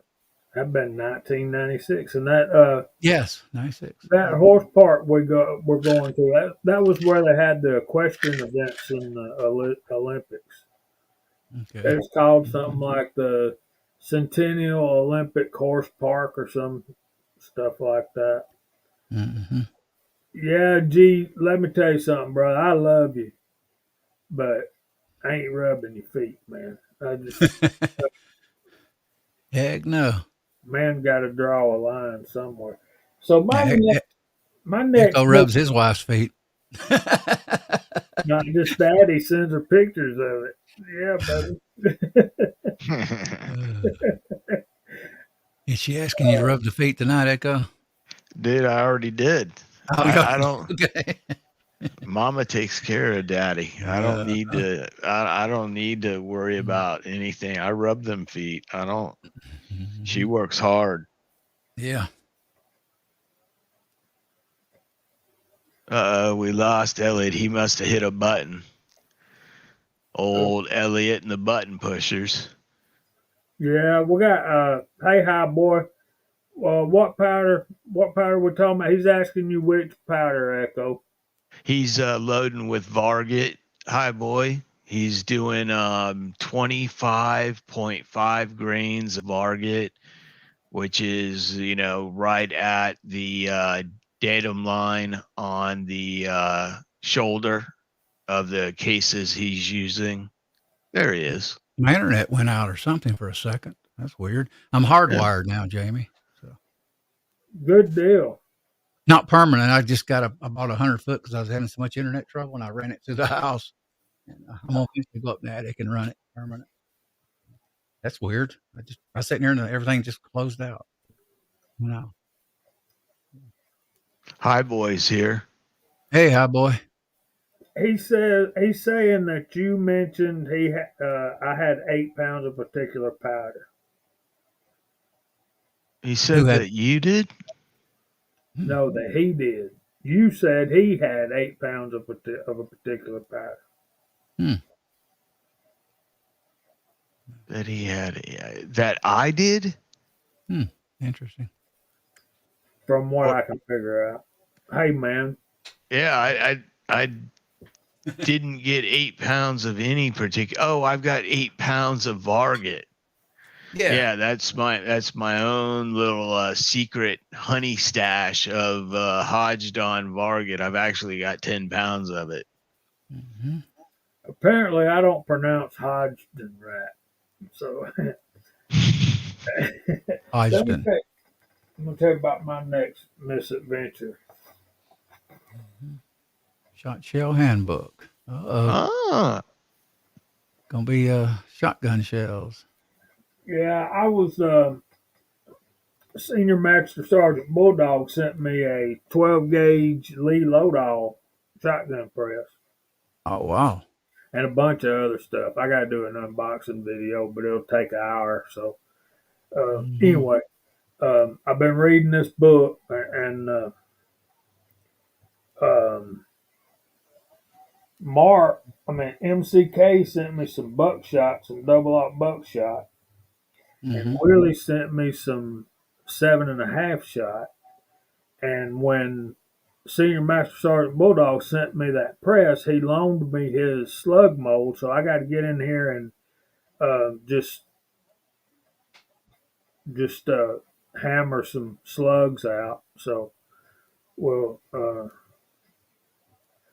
we should be able to do just about whatever we want to. So, I'm on Midway and I'm looking for a conversion kit, right? I mean, I got a 12 gauge Lee Lodahl, so I'm looking for the conversion kit for 16 and 20 gauge.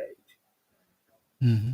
They had a sale on the whole press in 16 gauge for $50, and the conversion kit was going to cost $23, plus tax. So I thought, Hmm. man, for twice that, I can just have a whole nother press. So I did that. So Mm-hmm. So you and Kyle both will be doing shotgun now. yeah, I'm, I'm sure I'll have plenty of questions for Kyle too. mm-hmm. Yeah, I've never loaded it either, How but I love many? shotguns. How many of y'all in the side chat load shotgun? I Good know Senior question. Master Sergeant Bulldog does. I am so used to being on Echo's side, I forgot that I can actually blow people's comments up because I don't have access to it when I'm on his show. that's soon to change. Good.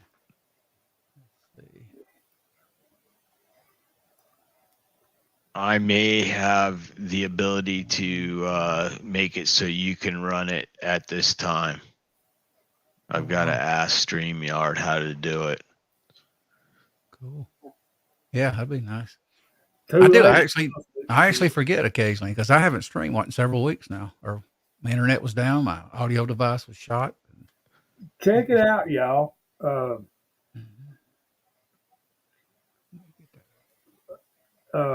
6-shooter Texans tell me not to buy the conversion kit, buy another press. Too late. I bought a 20 gauge conversion kit. At Marcus does 12 gauge, but it's been a while. G23 don't. Ram 4x4 loads 12 and 20.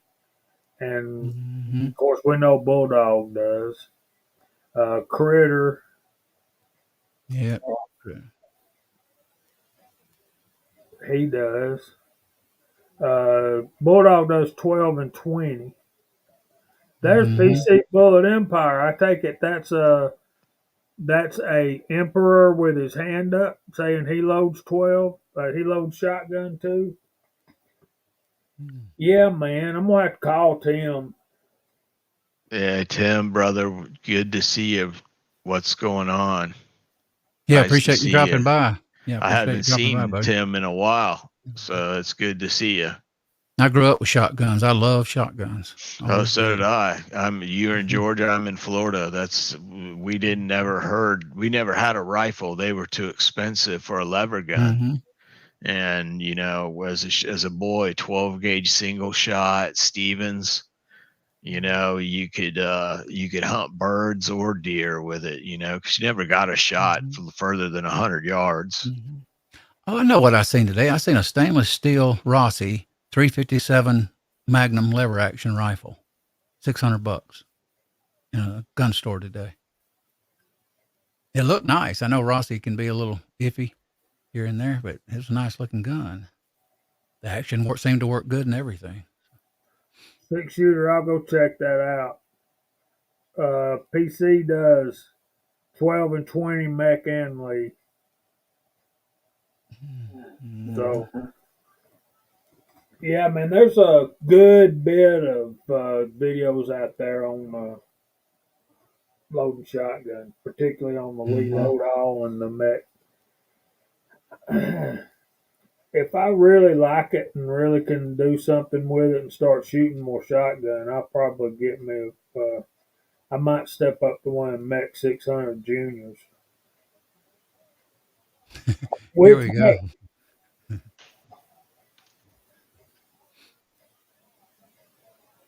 My wife puts my socks on and rubs my feet. Oh boy. Okay. You can take that a lot of ways, man. Does she put your socks on her hands, or are you barefooted and she comes on and puts your socks on before she starts rubbing your feet? Or not that I really want to know what that looks like, but depends on if a woman's got nappy feet. Hey man, you get our age, our feet's jacked up. They got a lot of miles on them, boy. I'm telling you what. Sure do. Yeah. For example. Yeah. Hey, Jamie, my audio's not too loud, is it? It's perfect, man. What about mine? Okay. It probably sounds like it in my head here in these headphones, probably. Yeah, I can actually turn it down a little bit. Just rub it in, man. Keep on. Rub it in, dude. Okay. You sound good. Yeah, he does. I'm using a webcam thing, dude. I couldn't handle that webcam stuff. Oh, it was awful. I hate it. Yeah, look at you. Sitting up there with his boom arm and Hey, I know. He's like Howard Stern. In a live stream doing loading, man, you just pull this joker over here and just go to town. Don't even worry about it. Don't have nothing in your hand. It's nice. I like that, though. It come in handy better than I thought it would in a live stream, actually. Real good. But I started out with the webcam mic. Then I finished with a $3 mic. Oh Lord. the webcam is fine if you got good internet, but if you've got any Mm-hmm. kind of internet problems at all, of course, better equipment's obviously going to help. Mm-hmm. The Windstream came out here the other day. I had one Windstream come out 2 times in one day. Third guy came. He went up to the D slam and put my line on another line, another area. And guess what he did? He knocked my phone out. Now they got to come out again the 4th time to get my phone working, and hope they don't mess my internet up again. Again. So Yeah, right now they're thinking, I hope that Arguns1776 guy goes to AT&T. yeah, I don't like AT&T. Well, I have So bad experience with them. I know, man. Every month when the bill comes due. I'm doing pretty good now. I got 13 megabit upload and about 70 download. And they said that pretty soon I'm gonna have gig service here. Maybe the next year. They already got my D slam down in the neighborhood here already fiber optic. I says, heck yeah, I'm ready for gig. Thanks, Bulldog. I'll be hitting y'all up. You know I will. Lead Bullet Junkie's looking for 1895 Marlin something. I seen that. Let me highlight it. Um, Yeah, there we go. back What before that, what cap? Oh, before that. Oh, okay. Yeah, I had. Okay. Yeah. 1895 SBL. What does that mean, Lakeview? SBL. There we are. I've never heard of that. Short I know. barrel lever. I got a good many Marlins, but I've never have understood about the modeling, the way they model those things, or what they call it. Oh, I want to get one a nice 336C with a checkered grip. Checkered all that. I want to get that one if it ever gets produced again, and I want to get in 3030. Well, I'm I miss it. excited to. I don't know about y'all, but I'm excited to see what Ruger does with Marlin. It Me would be, too. wouldn't it be cool to Mm-hmm. be able to buy like a lever action, and then either Blackhawks or Vaqueros with the same or sequential serial numbers? That would be just cool to me. Mm-hmm. Yeah, custom Yeah. sets. Yeah. Oh, the custom shop's gonna do that. I love lever actions. I miss mine. I had a 35 here about 6-7 years ago, brand before they got really kind of crappy, and I realized I couldn't hardly reload for the 35, and I sold it. I kind of wish I hadn't. But, Okay, so Lakeview says that's a 4570 with a stainless barrel. okay. I'm digging 4570. I like big bore. Yeah, that's a kicker. I was at a range one day, a guy shooting it. Boy, it sounded like a beast. Boom. So is my 458 SOCOM. Even in a Oh, recoilless rifle, it kicks like a damn 20 gauge. okay, so the 1895s are long action rifle calibers, like 4570, 3030. Then the 1894s would be like your pistol caliber carbines, right? Hmm. Short barrel. Okay. Short Hmm. barrel, large lever, Critter said. Yeah, that makes sense. Hmm. Yeah, large lever so you can move it real quick Yeah, I've seen with the a small larger lever. cartridge. Mm-hmm. So you can shoot a lot more ammo Mm-hmm. real fast. That Rossi Because was they nice used to today. I was they used to surprised. whip it. I checked the action in it. It was real smooth. I know Rossi's not as good as Marlin, but it's a pretty good gun. Not well before COVID, you could buy a Marlin for about $100 more than you could get for a Rossi. So, and the Rossis were running probably more like 200. I think the Rossis were running about 450, and the Marlins were running about 6 to 650, depending on where you Mm-hmm. find them. But now, man, that's gone cattywampus, dude. I'm telling you. The lever to me is like the original AR-15. It's just rapid fire. I love that thing. I used to stick my Same 35 next to the principle. door. If I had a crazy dog in my yard, I'd stick my lever next to the door loaded. I just reach there and grab it if I needed to. See, that's what I don't understand, Critter, is the GBL stuff in your comment. I don't either.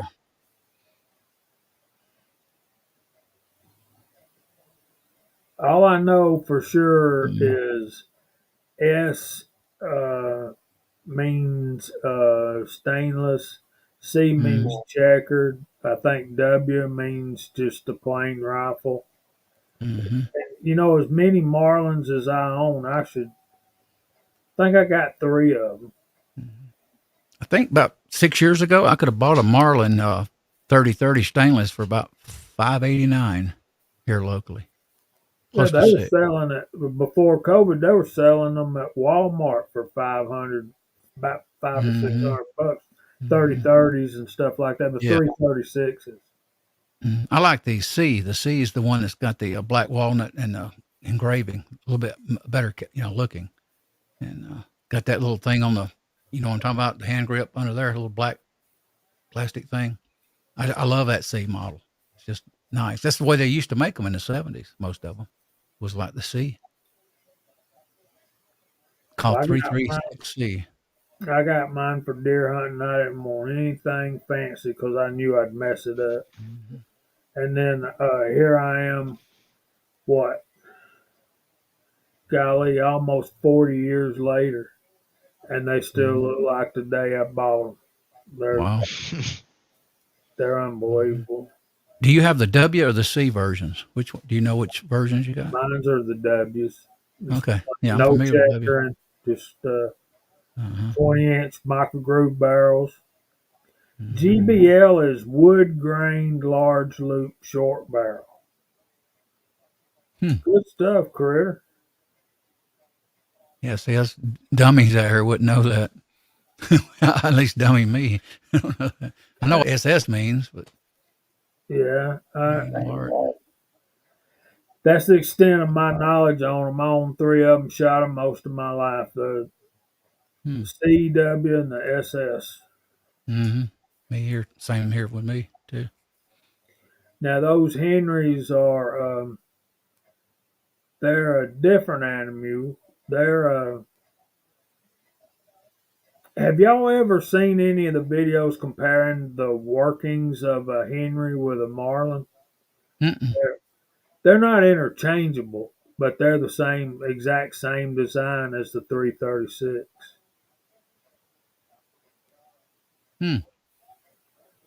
Well, I know they're nice looking. Henrys are. They're the wood. I mean, Mm-hmm. the upgrade in the wood alone is worth the difference you pay in the money. Because right now you're looking at, well, you can't even buy them now, so never mind that. Yeah, 9 plus 1 of 4570 will make a bad day for a bear. Mm-hmm. And those heavy octagon barrels, lead bullet junkie, that's what I'm talking about. Yeah, man.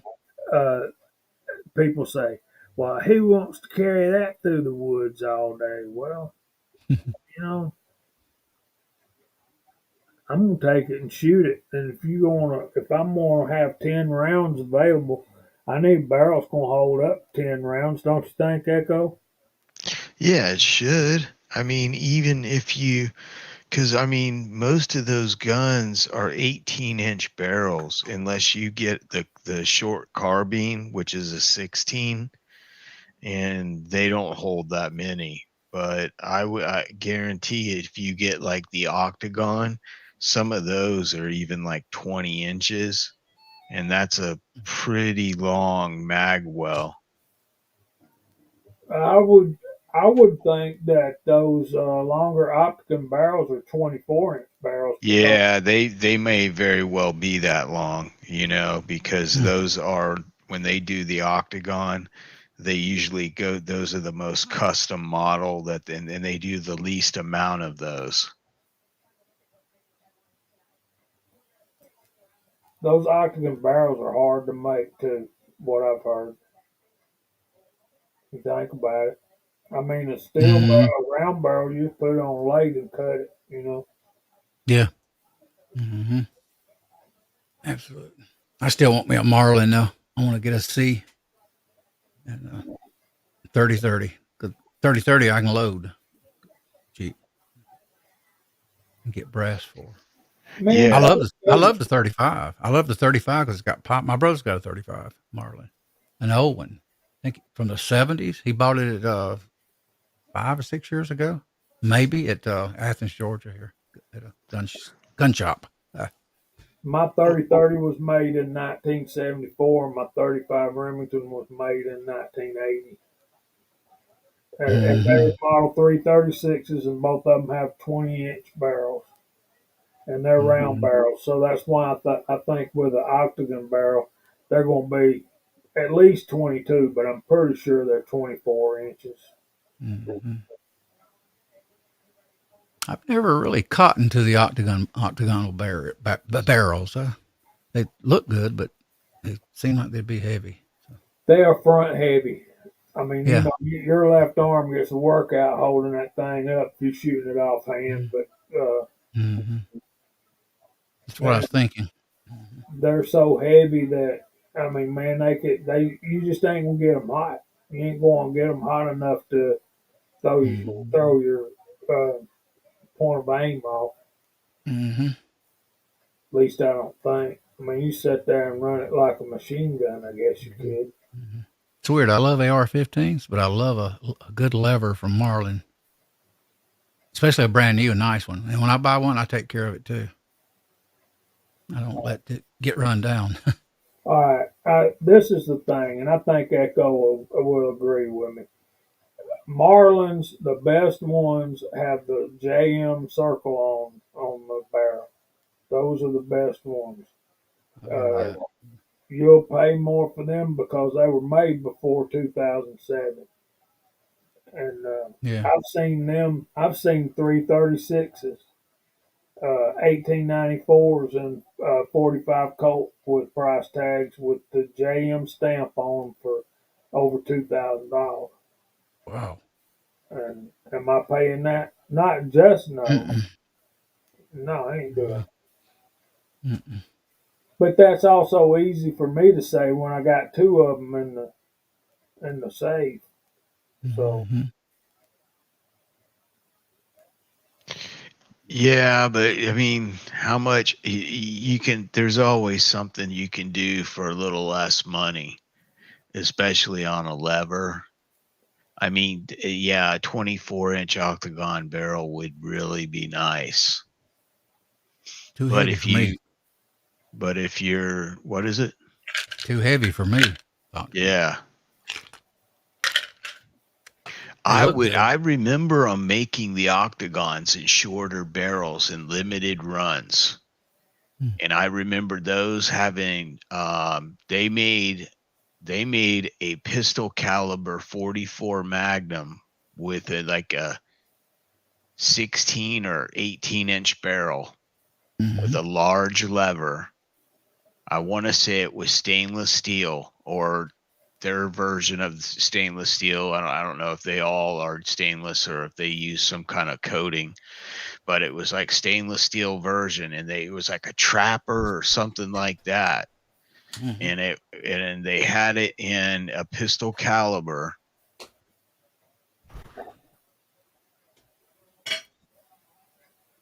And I just remember that rifle because my buddy, he had a Ruger Security 6 and 357 Magnum, and he had one of those rifles, and I think it was in 357 Magnum as well. I had a Security 6 back in 1980, stainless steel, 4-inch barrel. I love that gun. Oh yeah, those are nice. It's a predecessor to the GP100. Well, they were a lot smaller. They really were. Yeah. Smaller frame, lighter cylinder. Yeah, but they were you could I took my GP100 in 1991, and we had a Security 6 holster, basket weaved on the store, and I was like, it's a Ruger holster. I wonder, it's for a revolver. Let me see if it's even close. And it was a perfect fit. And I was surprised that it would fit. And I was like, hey, can I buy this? And I buy this holster. And I'm like, and then the guy that owned the store was like, that fits a GP100. He's like, dude, we could have sold that so many times. I'm just, I laughed. I just ended up with it. I always wanted a GP100 stainless steel and 6-inch barrel at one time. I don't know that, Ram.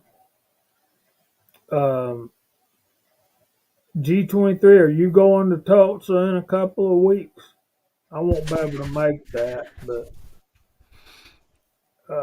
22 Winchester rimfire, I'm assuming what you're talking about there, Ram.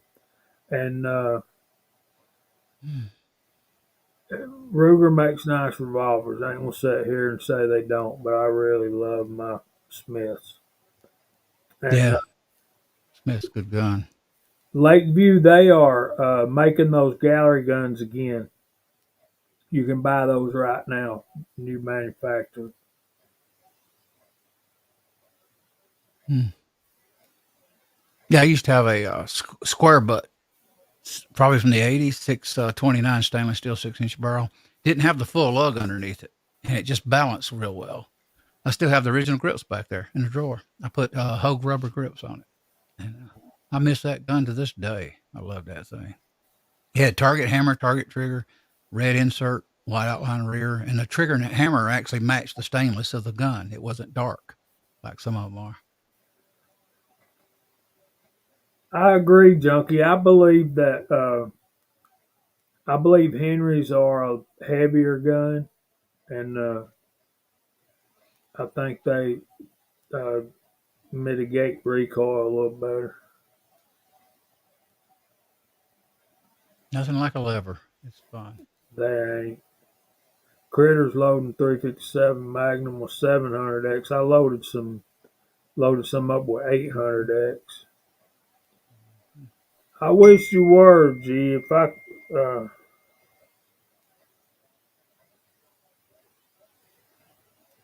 I'd try to move some stuff around if you was going. 357, 125 grain out of a 6-inch barrel will light you up. It'll take you down faster than 9mm will. Matter of fact, I don't think I'd want to go to a gunfight with somebody shooting a Magnum on me. Ooh, if it hits you, it's going to break bone. Dude, Right I spot. shoot, and this was before COVID, but I shoot IDPA a little bit. Like, we have a small IDPA course over in at the shooting range where I belong, and I used my 357 Magnum one night, full Magnum loads, Federal Hydroshock, and when I turned my pistol to shoot, it was a thing where I was walking into an elevator door, opens up, and there's a guy holding a girl at gunpoint to her head, 2 other people inside the elevator, and we don't know if they are armed or not, and one of those targets will become a threat, one will become an innocent bystander, and the guy will call, the instructor will call, man on the right. So you will respond. Oh, he goes, man on the left. I turned my gun and I wasn't very far from it. I got a 4-inch barrel, the GP100. I pulled the trigger twice, and his entire cardboard head was blown off. It was hilarious. It was hilarious. And they were just like, and after the whole set was done, they were just like, man, that would have been a mess. And I was like, Yeah, I go the 357 Magnum. She's no joke, dude. I'm like, the amount of power that comes out of that barrel is enormous. It's called a man stopper, right, Jamie? Yes. That's what I've always heard growing up. Oh, there's Critter. Yeah. What's up, Critter? Hello. Hold on a minute. Hola, senor. There, well, shit. Come on. There we go. That Rossi today had been a 30-30. I might have considered putting on layaway. Oh my gosh! Listen, here it comes. What was it? What caliber was it? 357. 357. Yeah, it was nice. So. Yeah. My powder coated bullets I made with 150 here, hang on. round nose or flat nose. Yeah. Yeah. That's something I got to start doing is casting. Yeah, these are my casted ones. I lost half of them because I tried to recoat them a little bit better. Mm-hmm. Here's a black one. Wow. I feel like a stepchild in these shows. I don't do casting. So I feel like the odd one out. But half of my 357, 158 black flat nose got melted in the oven. Oh, wow. That was a surprise. But Hornady, when I bought the Hornady press, they gave me, was it 500 hollow point, 110 grain bullets. So Yeah. I decided to use them. I got some too, Critter. 308 here. I'm curious how much faster they go because I loaded it like it was a 7.0 was the max, and I put it at 6.7. So I didn't load it max. I never wrote anything max, but I was pushing it for me. You're probably all right. But then I finished that 45 ACPs. I found out I had like 86 more the small primers left, so I loaded a few 9mm. I found me some primers. Yeah, I was telling Echo today, I got to get me a pot and a few things, and early in the stream anyway. I got to start in time buying some casting stuff. Well, I had got up early this morning, and I was going to set up everything else. But as soon as I went outside, there's like a 30-mile-an-hour wind, and I'm like, I don't think so. And it stayed there all day. I had 30-mile winds rocking my house. So I'm like, I couldn't envision a hot lead going splashing in my face. Yeah, you're in Texas, right? Yeah. Critter? Yeah. That's what I was thinking. But it was the coolest day in over 3 weeks. I was like, okay, I'm gonna go make me some bullets. That didn't happen. So one of the guys, not to change the subject, Drew Bradley asked, "What's the advantage of having a hexagon barrel over a rounded barrel?" And Hipparchus says, "Aesthetics mostly, some heat absorption and extra weight, but mostly it looks good." And that's a fact. It does look good. It's more of an aesthetic thing. But back in the 1800s, it was a big difference. Mostly from what am I thinking of? Mostly we killed a lot of engines with a lever action. Oh, that's why I've been blasting people on TikTok. There's one joker. He's some kind of Tutsi Indian or something, in Oklahoma. He's like, "Hello, colonizer." I'm like, I'm no colonizer. I'm a conqueror. You got your ass beat. That's why you're over there. Colonizer, I would laugh. I'd be like, whatever, sissy. I was like, whatever. I'm a direct descendant of Robert Hayes. Don't start with me.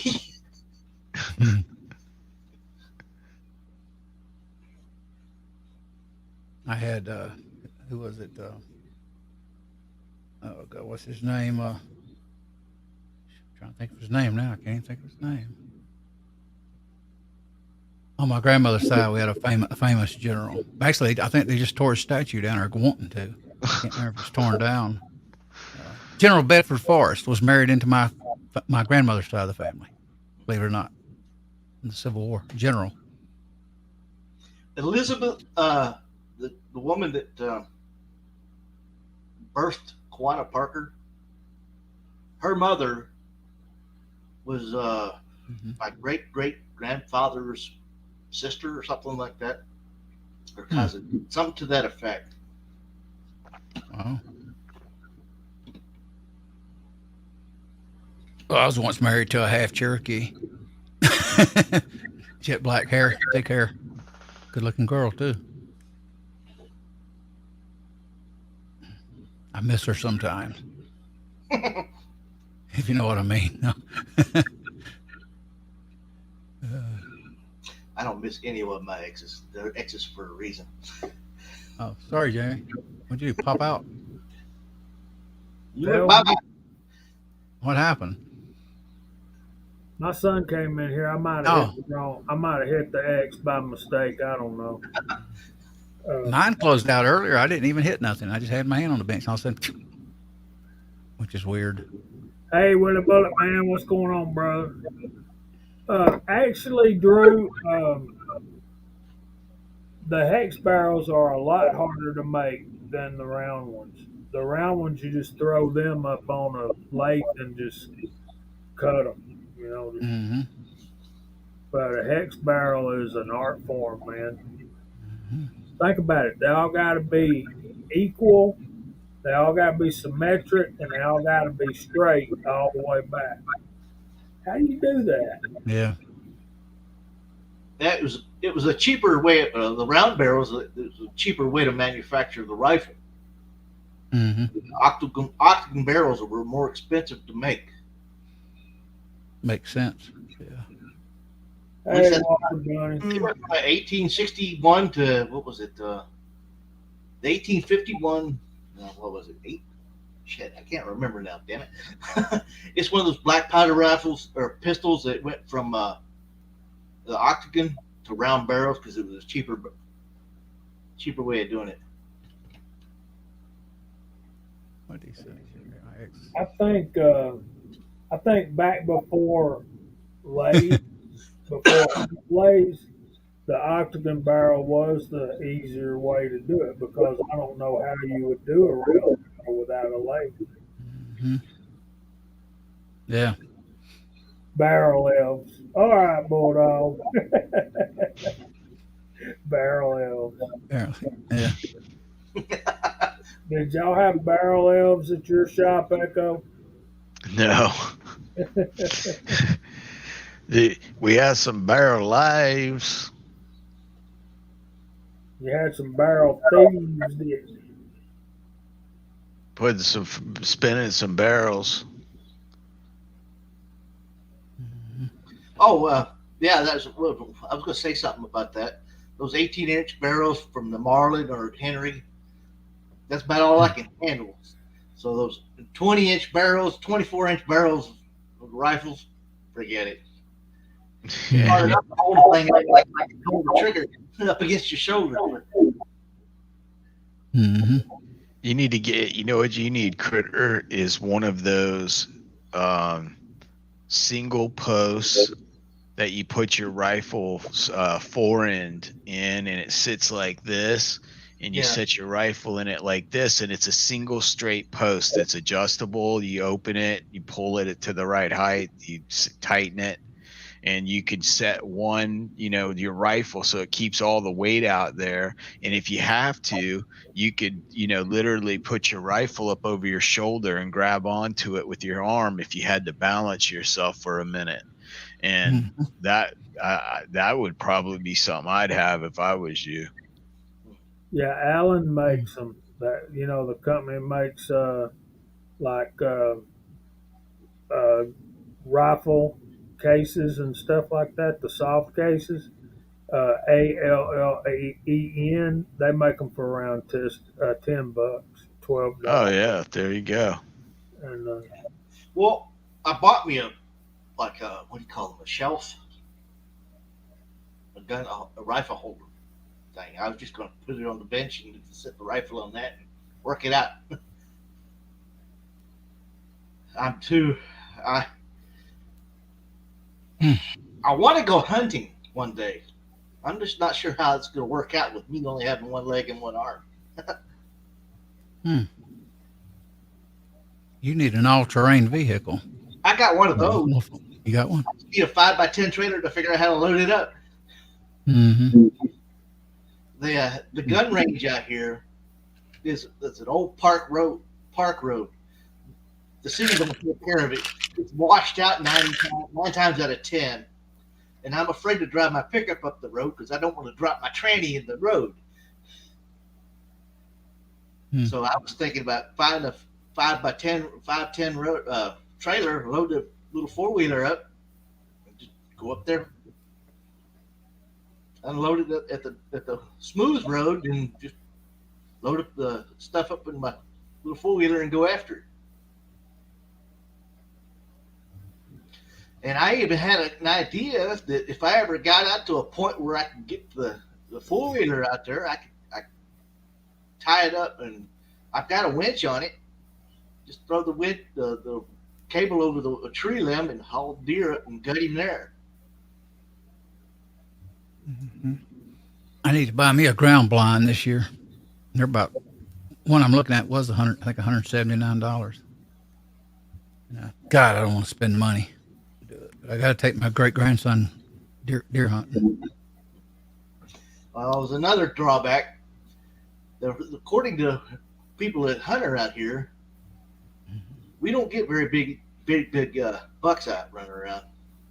They got big old racks, old critter. Them Texas deer are notorious for their small bodies but big antlers.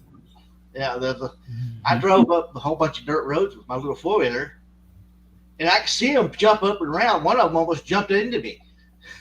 Wow. But all I had was a little 9mm pistol with me. So, and the game warden knows me and my family real well because my uncle, he liked the spotlight at night. Mm-hmm. There's West Covina Dodge showed up. What's going on, Pat? Hey, West Covina. What is going on, West Covina? This AKA the Scale Guru. Yeah. We've been going almost 2.5 hours here. I've been trying to get the dog trained to go with me. I threw him in the truck the other day to go to Walmart to go pick up some groceries. Every time I opened up the car door, he's gone. He takes off. What the hell did her? Nothing happened to you, dummy. I want to get me at least part English chocolate lab again. Trouble is, they're hard to handle, man, especially when they get big. He's supposed to be a cow dog. We got a new dog here at the house. Our neighbors dumped them off on us. That's how we got all our dogs. We never buy dogs. We never go to the shelter to get dogs. They just show up. And this one here, his mama was full grown. He's a brindle pit but he's got long legs. You know, you don't have pit bulldog legs. He's got just a regular old mutt kind of legs on him, but his mouth and his face is definitely pit. Brindle colored, got white star on his chest like that. He's a pretty dog. But man, let me tell you, he eats his weight every 24 hours. Wow. And his weight is getting substantially more in a single day. My chocolate lab, his top weight was 92 pounds. He's going to be a beautiful dog. He really is. And he's got feet nearly as big as mine. And, so Echo appreciate that. Echo, have you hunted gator down there? You're in Florida. No, but I thought of hunting it. gator. I can pull a tag for it. It's expensive. I mean, I can get it pretty cheap, but I mean, for an out of state license, they put you in a raffle and they draw a ticket. It's that type of deal.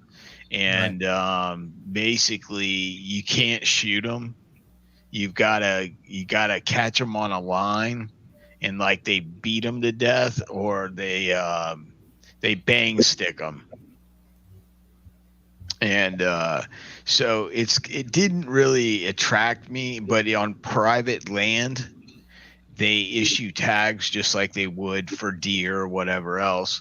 Then you can shoot them. You can go out there and hunt them, and like get them when they're like right in water and pop them. And you can go and do that. I have eaten alligator quite a few times. I like it. They deep fry little balls. Gator balls is what they call it, and it has nothing to do with their reproductive system. It's just little cuts of the tail, little round balls that they scoop out of the tail, and they put it in an oil, in vegetable oil, and they'll deep fry it, or just pan fry it, and dude, they're delicious. It's the best, I guess, chicken, kind of with a weird taste, kind of. It just tastes great. I mean, it is really a good taste, and they batter. They'll put them in dip them in veggie oil, and then they'll dip them in breadcrumbs and batter them. Breadcrumb batter, and put them in the skillet, and they're pretty dang good, brother. Sort of like rattlesnake. Yeah, very much like eating rattlesnake. As a matter of fact, I've eaten that rattlesnake like that a few times. I would bring you on, Willie, but we're closing the show out here. We already been going 2 hours and a half. Kind of did the reloading thing and chatted a little bit, so I'm gonna end it here in a minute. I appreciate you all dropping by. I've enjoyed it this evening. Read Drew Bradley's comment. And G23 is an American Staffordshire Terrier another way of saying he's nothing but a mutt, or is that a real thing? Yeah, I've got a mutt here. I've got a half lab mixed with some kind of Choctaw dog that actually herds cattle in Mexico. And looks lab, about 40 pounds. And he listens to a lot of things I do, but a lot of words he don't seem like he understands. He's not as smart as my chocolate lab. Oh, so you ain't kidding, huh? Okay, good deal. I'll have that checked out. Yeah, it's good to have you, Pat. I don't typically run about 2 hours and a half. It's about long enough for me. I got to go eat. Okay, Walter said the same thing. I was just kidding, guys. Oh, I was just kidding. Yeah. His bread. Yeah, guys, it's always fun to sit around and talk reloading. And, we like to do ours is we like to make it feel like those old gun stores in the 60s, where we could go sit around and shoot the breeze and all that kind of stuff. Every gun store you go in there now has got a sign that says no loitering. So, wow. I'm like, all right. The ones I got around here, they don't care. Around Athens. The one I go to the most, he ought to set us up a daggone. I love Mini too, Willie. They ought to put a checkerboard up on a table over there on the side. My people feel welcome. Anyway, go ahead and sign us off here, man. I got to go get in the bed. All right, man. Appreciate you coming on, Jamie. Appreciate you coming on, Critter.